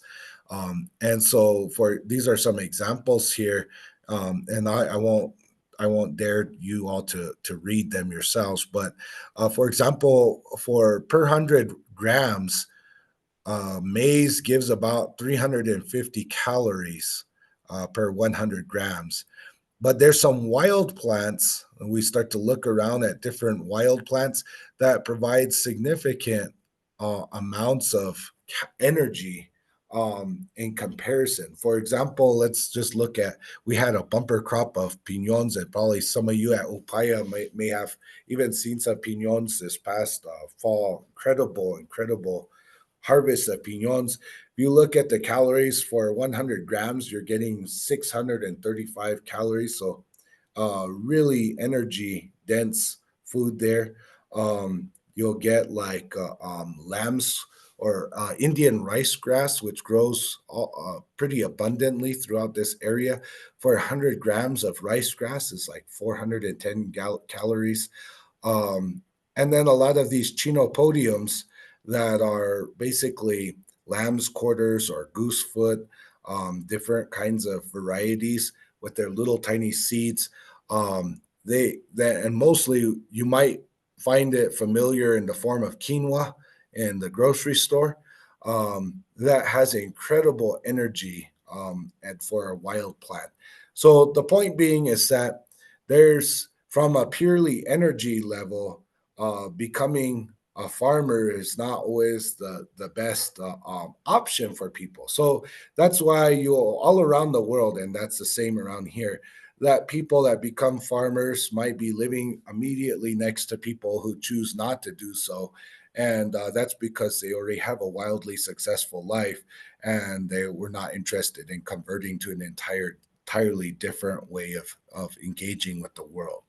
And so this is part of the story of agriculture in this area as well. And so, and then of course, as I was saying, once you start to travel down that road, there's a lot of elements that start to change. And this is a village just north of Santa Fe, Cujamoge, Owinge, that you can see. It's actually directly across from Buffalo Thunder Casino Resort. And that those hills that are across from there are completely covered with fields, and there's a big village there as well. And if you look closely at this picture, you'll see a rectangular sort of shape of rocks encircling a field area, right? And so this is a Tewa field from probably 400 or 500 years ago, maybe as recently as 300 years ago. And so this is what's key about this is that this boundary of the field, this way of laying out the field is exactly the same way that the footings for the houses for people were put up. And so it's really important to note that these are really houses for plants, just as there's houses for people. And so it's also representing that worldview as well of how those the personification of plants or the plantification of people, right? And so when you go down that road and you can see that people in this area really didn't, for the most part, become really dedicated to engaging in that relationship with corn until about 1500 to 2000 years ago.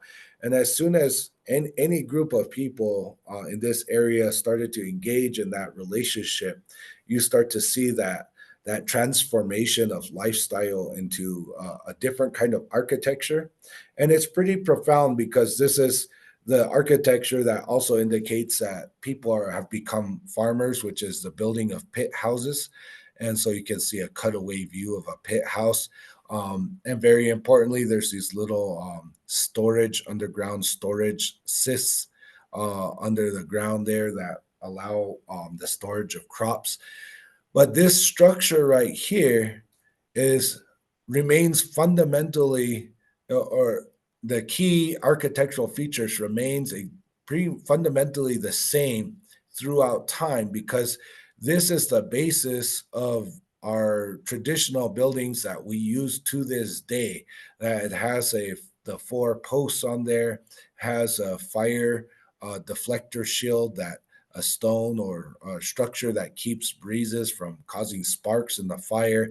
The architectural elements that come from 2,000 years ago are still key architectural elements in our most traditional buildings that we have to this day. And so that shows that the adoption of corn basically was the transformation of culture, and is the culture that we still are carrying on to this day, right? It's part of that adoption of an entire worldview and way of life, right? And then, so originally you just have, and so to kind of show the change over time, you just have this pit house structure with some storage on the side of it. Over time, then those storage areas start to turn into above ground rooms.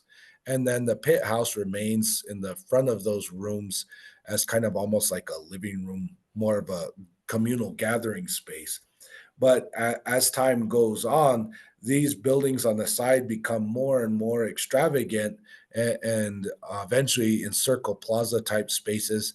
And then the pit houses become more and more specialized to what most people refer to as a kiva today, which is just a Hopi word for that structure, but is build all buildings that we still use to this day now. And it's the building blocks and the formation of the way we build our communities to this day. So you can see that transformation that started somewhere between 1500 and 2000 years ago, all the way to the way that we carry on our architecture and our village layout to continue to maintain that worldview that that came with maize, right? And so in our village today, this is my pueblo, a picture of our central plaza space with our traditional building there.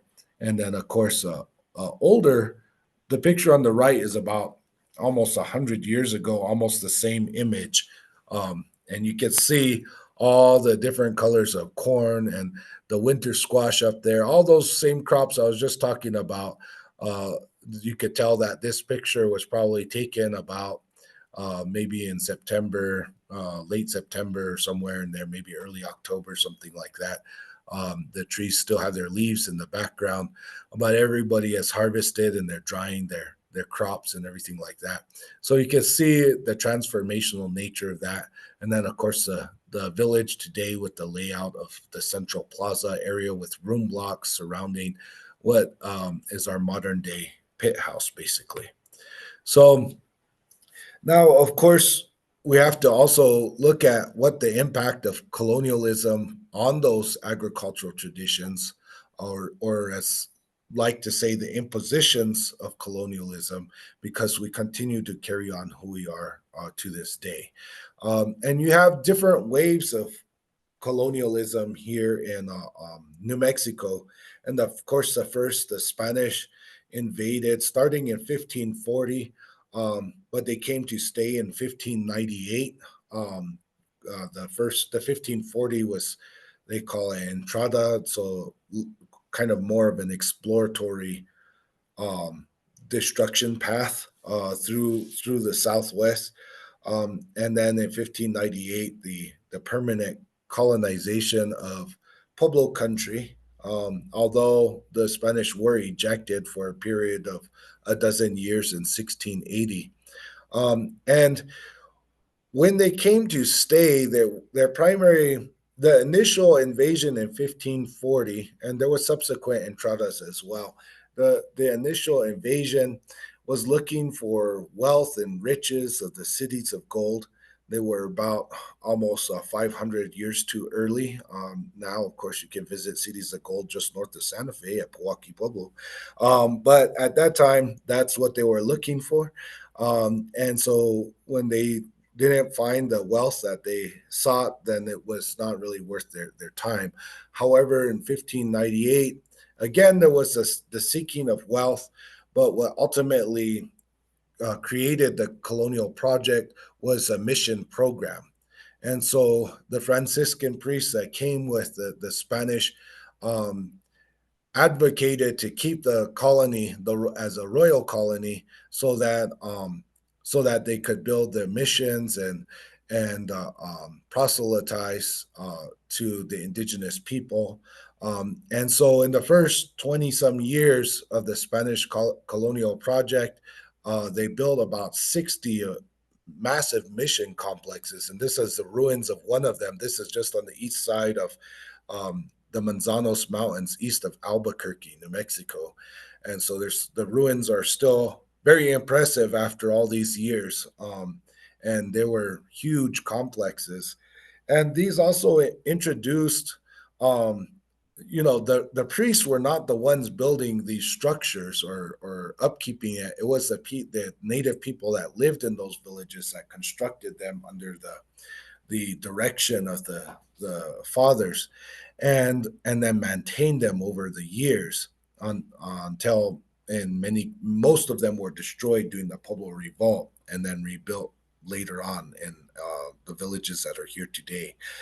And but in order to have missions, um, there included a whole industry that goes with the mission project, including all of the things that are necessary for the conducting of mass.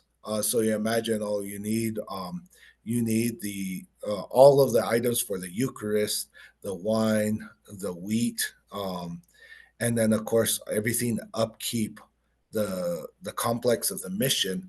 And so this is where you also get the introduction of a bunch of new foods that are tied to this, including grains, all of the fruit trees. So most of these these mission complexes included orchards. Of course, when you bring in the orchards, and there were bees, native bees, but not honey bees like the European one that we're familiar with that mass produce honey on a large scale. And those were brought in as well in order to maintain the orchards and make sure that those produced fruit, and a whole assembly of new animals: horses, cows, pigs, sheep, chickens, goats, cats, and then of course a lot of other farm produce like melons and watermelons, all different kinds of melons, and different spices like garlic and onions. There are wild onions, but not like the large onions that we typically see in the grocery store. Um, Chile, I have a question mark there because Chile is native to the Americas. It's not entirely clear that Chile was grown in this area prior to the Spanish coming. And one of the important things to know is that usually you're talking about the Spanish coming into this area. There's only there's not that many of them that come into this area. There might be, 100 or maybe 200. Um, but then they're followed with these massive numbers of auxiliaries and porters that are indigenous people from Mexico. And so, of course, that's usually thought of as the source for things like Chile, that they were bringing foods that were familiar from home with them, and of course they came to New Mexico, and they also stayed in the area in most cases, and remained here and brought some of their food and dietary practices, and also loan words as well, and so one of the common ones there is there were no pigs in this area, and so there's a common loan word that's shared among many of the languages in New Mexico and Arizona that relates to the Nahuatl word for pig. So that's the word that we use as well. So you could clearly see the history of that engagement. Um, so that kind of kept that aspect of the colonial. The Spanish brought those items to New Mexico, and I think I'll go back for a second. That it's also important to note that between 1598 and 1848, you're talking about uh, um, a couple of centuries plus, and you're talking about plenty of time for many of these crops to be grown multiple times and become uniquely acclimated to the Southwest and to the high desert to northern New Mexico. And so you have these very distinctive varieties of apples and apricots and wheat and all of those things developing in New Mexico. And the other thing that's important to note is that after the Pueblo Revolt, New Mexico was considered kind of too expensive and not worth the trouble by the Spanish crown. And that's a whole nother story with the Bourbon reforms and all of the stuff that happened during the early first decade of the 1700s. And so New Mexico is kind of left out on the outskirts of the Spanish Empire, basically, and it really was the outskirts, forgotten and left alone.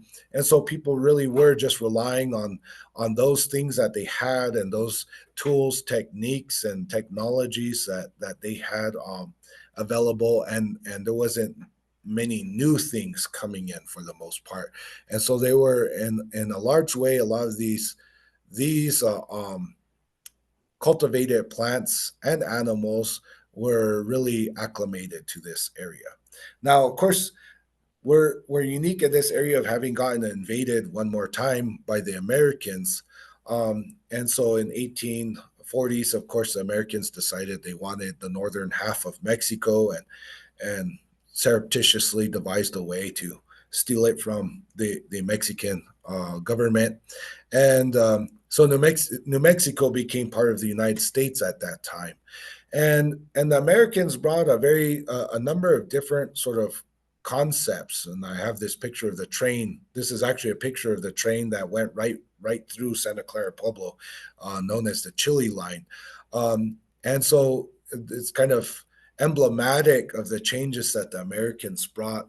Of course, Americans had access to major factories and stuff to mass produce tools, mass produce fabric, dyes, all sorts of things that New Mexico really didn't have access to prior to that time, for the most part. And so the Americans were bringing a lot of new stuff into the area. Not necessarily new foods for the most part, but new tools and new ways of engaging with place. But also the Spanish fundamentally had been a operated under a feudal economic system, and so they used sort of commons, ejidos, for land use, right? Not the concept of private property was fairly foreign under the Spanish and Mexican um, governments, and so communal land use was the way it was done. Americans 100% all about private property, and so bringing that idea of private property is also transformative in a lot of ways in terms of land tenure and land use, and how land is utilized within communities and within families, households, things of that nature. And of course, Americans were also disappointed that a lot of New Mexico, for the most part, had already been sort of um, divided up between communities for their communal use, whether they were Pueblo or um, Mexicano communities in New Mexico. They had already had this traditional land use system that existed prior to the Americans coming. So one of their primary goals initially was to figure out how to divorce people from their lands so that they could be turned into private property and get into other people's hands. And so that was part of the dynamic as well that the Americans brought. In terms of Pueblo communities, probably one of the other key elements that's also transformative in terms of food and how food is is engaged with was the creation of the Indian industrial schools starting in the late 1870s. Some of the early ones were built right here. And the first one was built in Carlisle, Pennsylvania, Carlisle Indian Industrial School. And the model was really, the government really liked the model, so they started to build quite a few of these industrial schools. They're Indian boarding schools. And so one of the first ones is in Albuquerque in 1881. And then about a decade later, they built Santa Fe Indian School and St. Catherine's Indian School in Santa Fe proper. And so these are basically, because the founder of these schools was a military man, Captain Henry Pratt, and he based the layout. The original Indian boarding school was a military base, and that was um, handed over to him so that he could use it for his experimental Indian boarding school project. And then they replicated that system of building basically like military bases with a parade ground and the barracks and all of the associated buildings. But also, there was the conception that Native people did not um, were could never, because it was fundamentally a racist concept, that Native people would never be able to participate in American society in quite the same way as white Americans, and therefore the best that they could hope for would be in the realm of laborers or housekeepers, things of that nature. And so this image of Albuquerque Indian School shows a lot of the outer workshop areas for livestock, and they would have classes for the boys on saddle making and furniture making and things of that nature, and classes for girls on sewing with the new American equipment, housekeeping, and cooking with the American mores. So those were the approach of these boarding schools. There are also military schools, so you can see the image of some of the students having to wear uniforms and march to class, and they had their bands and everything like that. In fact, uh, my so our family, our it would be my great great grandfather and great great grandmother were both graduates of these schools, and then they ended up becoming teachers in these schools, and then they met and got so they found love in a hopeless place, I guess you would say. But they got together at one of these Indian boarding schools, and he was one of the bandmasters for the school, and so I'm not exactly sure what she taught. So that's part of our family's history as well. So graduates of these schools sometimes ended up working in them as well.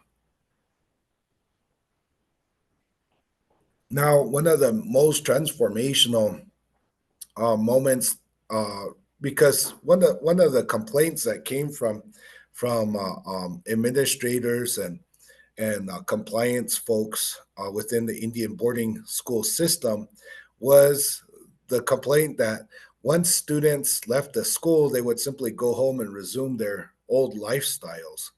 However, World War II is one of those fundamentally transformative moments for all of humans and for the whole world, in terms of dividing up before and after.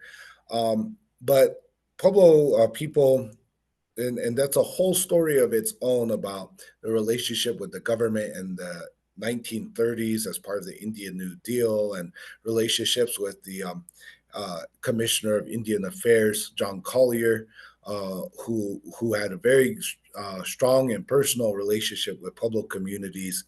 And so he actually, when the Selective Service Act was passed in 1941, went out and wanted to really promote that Native people would sign up for the Selective Service, and got almost 100% participation in Pueblo communities because of the friendship that had been built in the 30s and even in the 20s, actually starting in the 20s. And because of that relationship, the more Pueblo men served in World War II than any other ethnicity in the United States on a per capita basis. So if you have 100% participation in the selective service registration, then you are likely going to have a much higher percentage of participation. And so these individuals were shipped all around the world, all around the country. They were trained to do a whole variety of different things. They experienced life in big cities, on ships, in countries across the world. They were given military rations.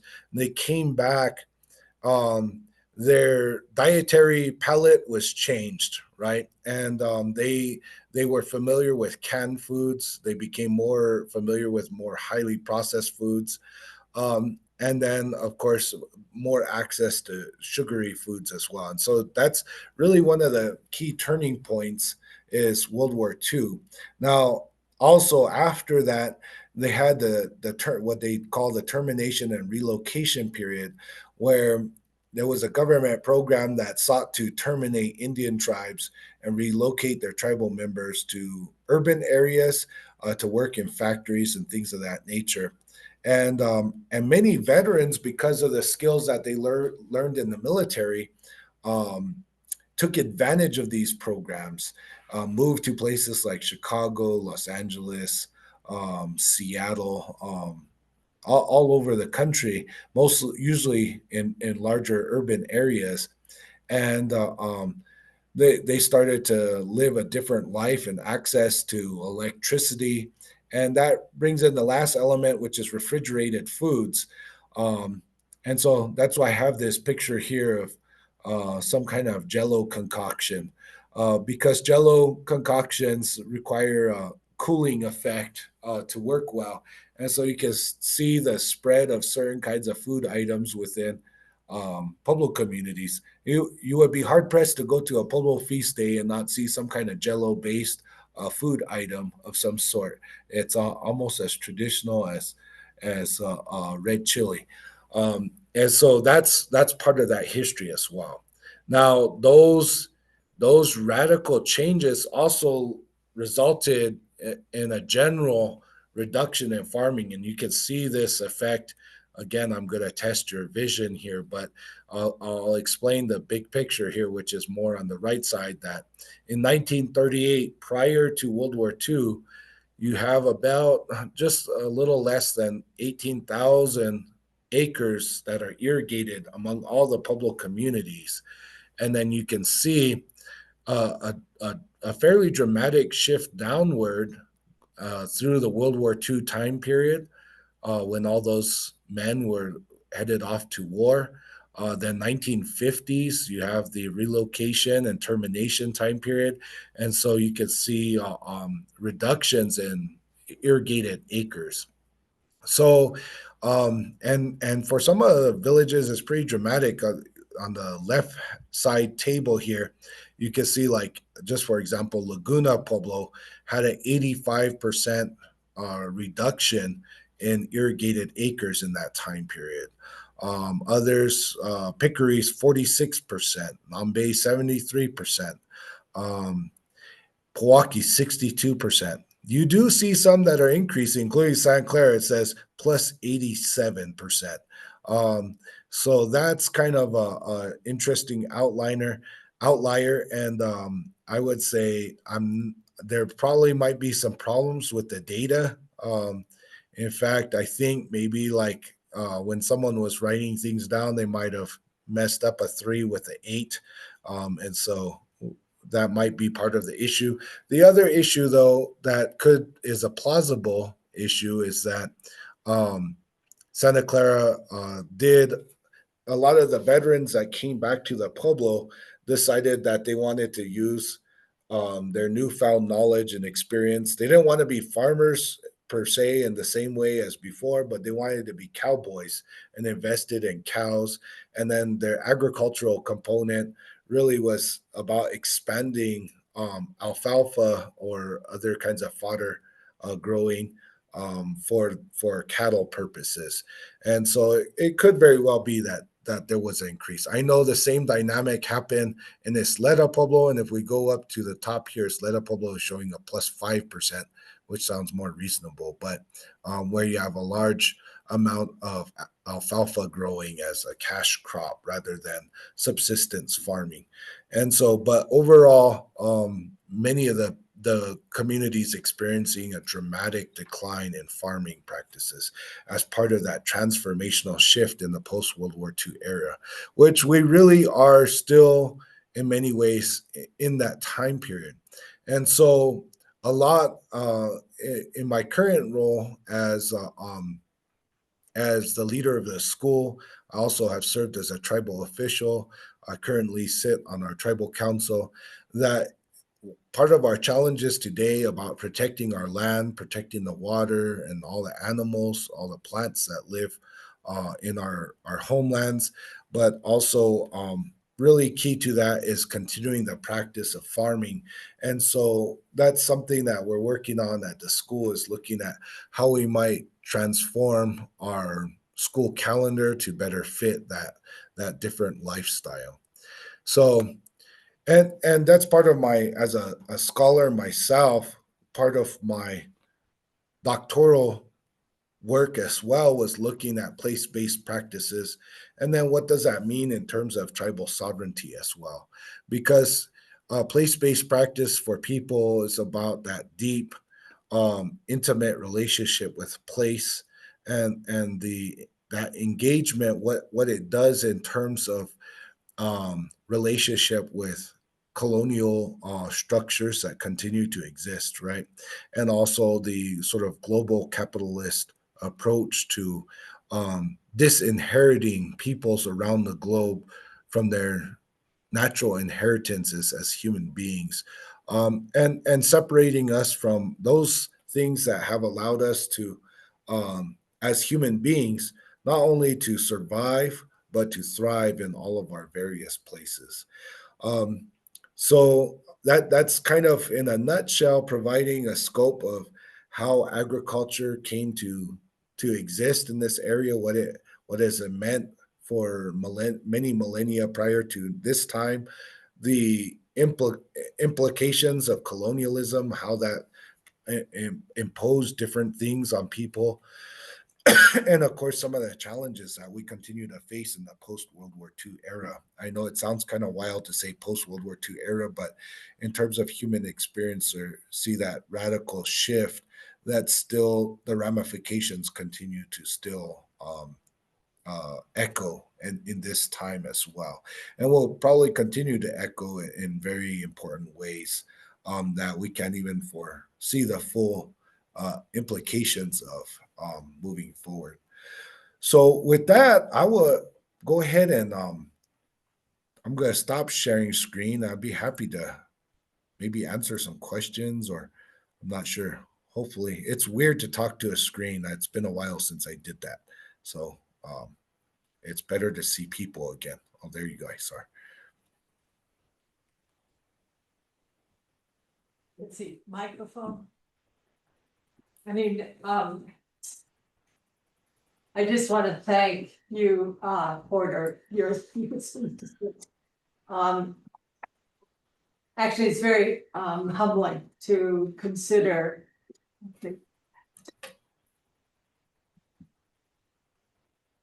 Very humbling to consider the persistent nature of the evolution of corn and culture, as you shared today, and also the interruption of that evolution.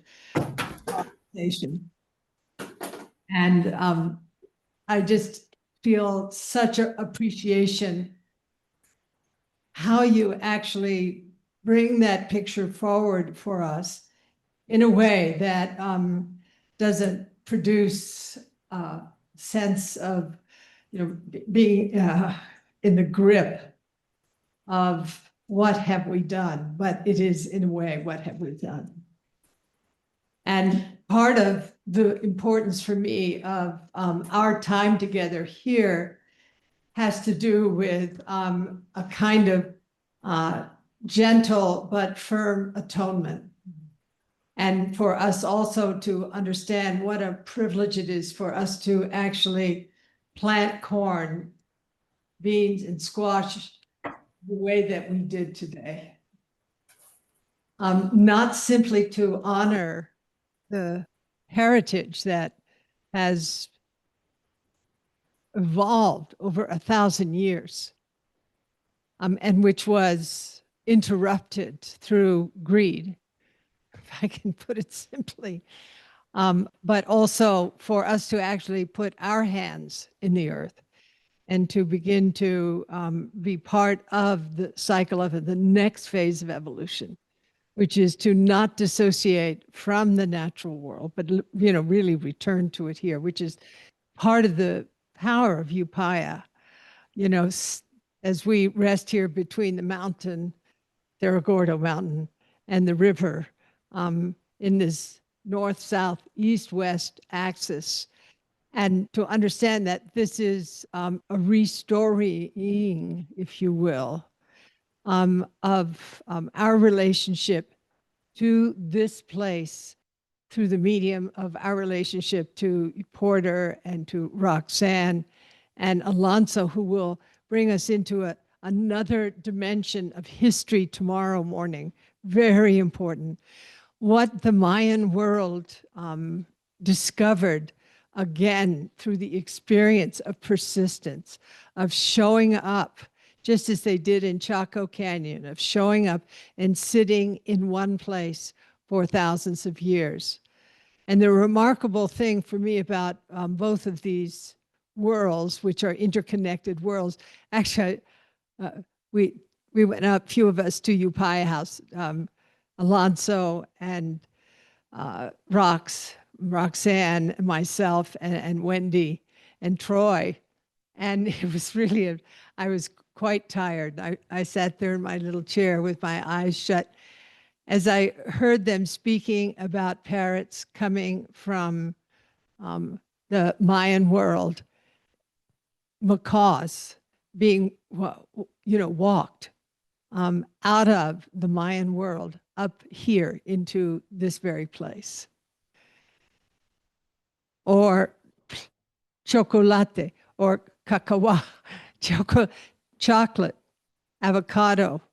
I mean, all of these Nahuatl words that now we just, tomato is a Nahuatl word that we don't even know the roots of, but came right out of the Mayan world. And is to return our sense of respect, appreciation, but also delight. That the persistence of the people to bring these cultivins, cultivars,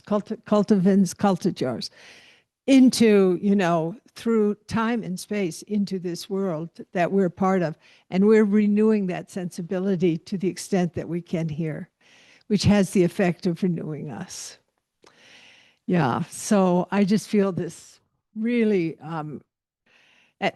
and Porter, you're so damn educated. Wow. It's just amazing to hear, your anthropologist and your statistician, and also the deep history of your world conveyed to us in a way that is so exquisite and rare. So I saw, let's see if you have any questions, or we are awestruck. Any questions here in the room? Yes. Let me bring this to you.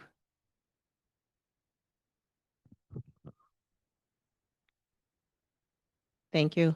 Thank you, Porter, so much for just taking us through that journey. And just thinking about the ways that colonization has impacted, people's behavior and people's relationship to food, and how would you think of, or how are you thinking about the future of people's relationship with food? And, like in an ideal world, everything that's coming in terms of AI and the way that people are moving and the way that, things are going so fast. There is this need to preserve culture, and it's almost like a race for preservation. But at the same time, there is a need to embrace what's coming. So, we all, consider the negative aspects of it, but what are the sort of ideal aspects of how all of this newness can interact and, actually enhance our lives instead of uh, bring our lives down the mindless colonization has. How can we be more conscious about interacting with this sort of new future that's coming? That's a pretty that's a big question. Um, and I won't even pretend that I know the answer to that. I think because I think a good rule of thumb is once a couple of generations have gone or come into being, then you will start to know the actual ramifications of something that happened. Do you know what I mean? And so I think we will come to understand what is going on now about 50 years from now, right? And whatever it is that we think we're doing right now and the direction we're going right now might be really different than what is the actual results in 50 years.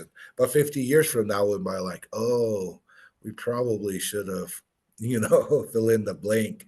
But I think that's where it's important to remember, I think, those elements of what it means to be human beings, no matter where we are in the world. Um, and it has been about engagement with place, right? And remembering how those have allowed us to be successful, right? As creatures, right? As fellow creatures.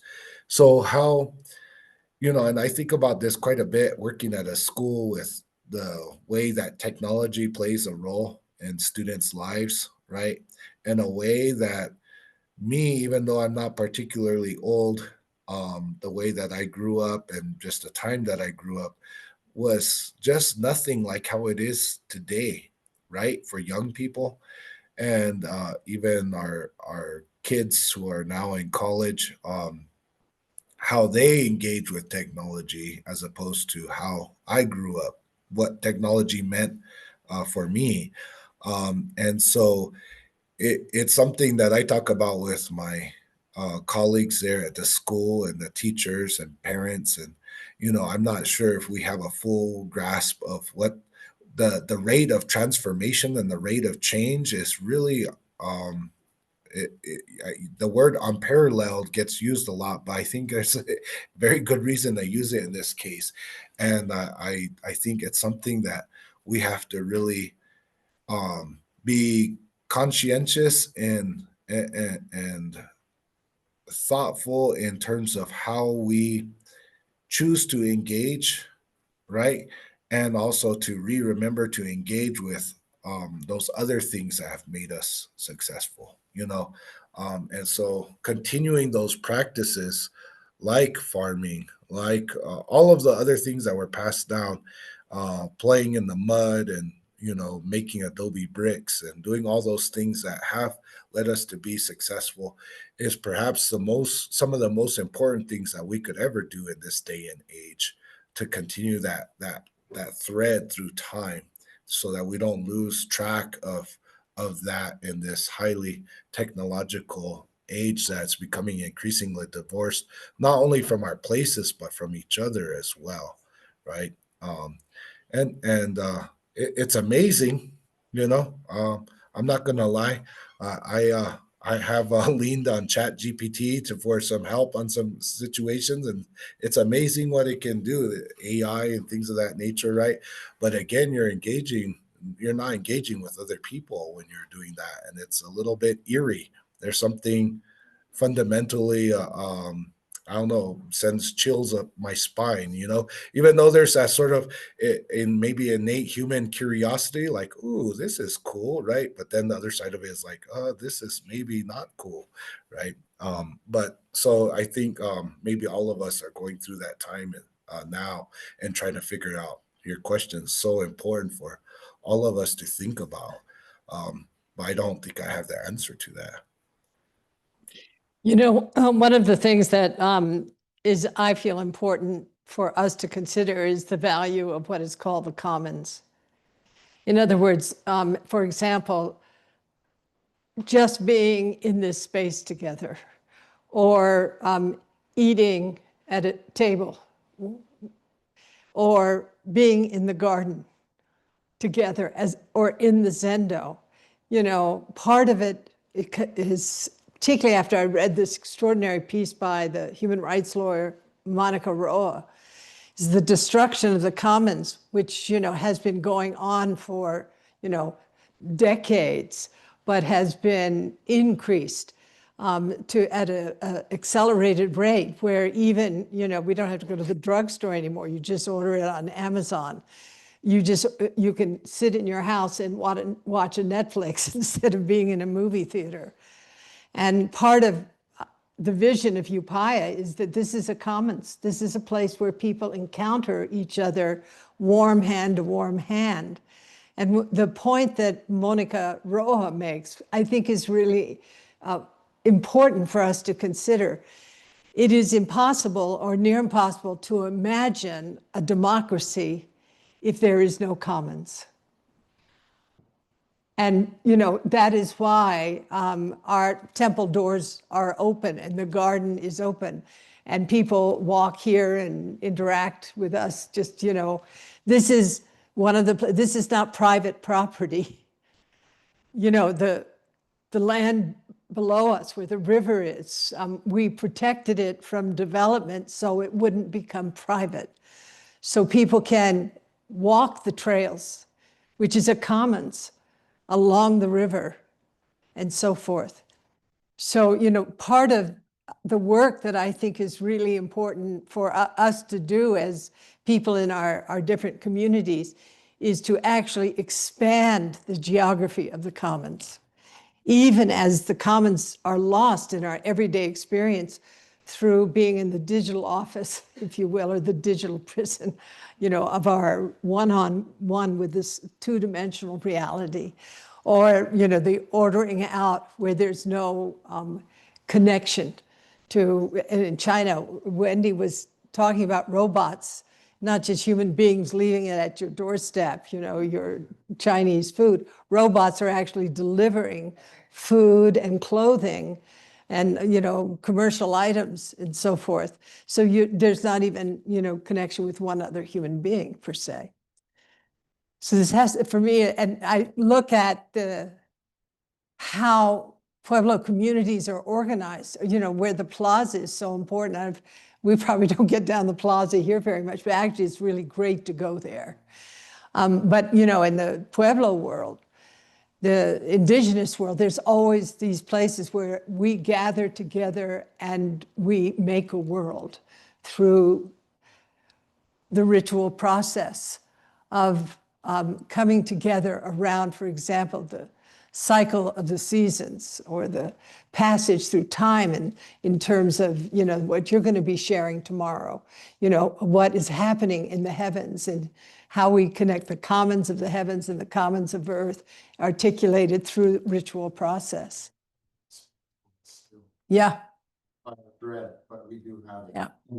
Porter mentioned the ejido tradition that comes Right. to us from the Spanish in Mexico, but of course the Mercedes, of which I belong to, in Córdoba and Truchas, and a little house we have there in the Placita de Chimayo, San Buenaventura, that is tierras comunes, as my grandmother called them, common lands, shared property, using the forest resources together, maintaining those together. That still exists, and like by a thread, but we have to preserve it. Yeah. The structures that are arising now have the look the appearance of joining us, but it's very interesting. Actually, they're separating us. So, we feel we're connected, for example, on the so-called mycelium of the World Wide Web, but it's producing greater isolation and separation. And just the worldview of interconnectedness, interdependence, and interpenetration of pratitya samuppada, which is reflected in the Buddhist ethos and reality. That element, is strangely enough, to a certain extent, being divorced from our lives through this, if you will, the sort of shadow, the toxic aspect of our sense of connectivity. And I'm glad people are online from different parts of the world for this. But after the pandemic, when people started returning to Upaya, they were like, wow, because there's history here. There's the smell of incense. There's the history that you can feel in watching the trees, take on a completely different shape through time.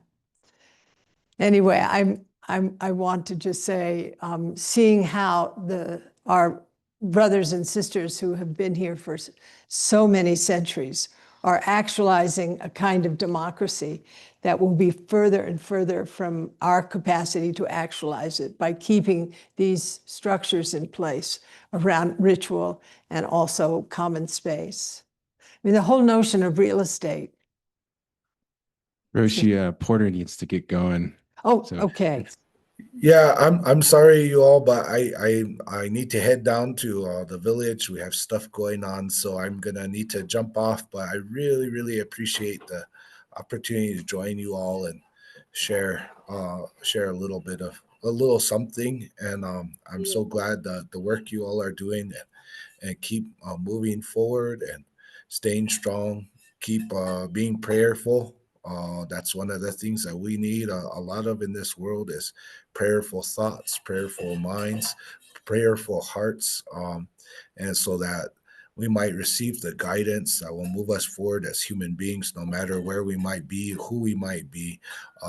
That's one of the things that's foundational to who we are as creatures, and so keep that strong, keep that moving forward, and take care of yourselves, and have a good rest of your program. And thank you for letting me be here.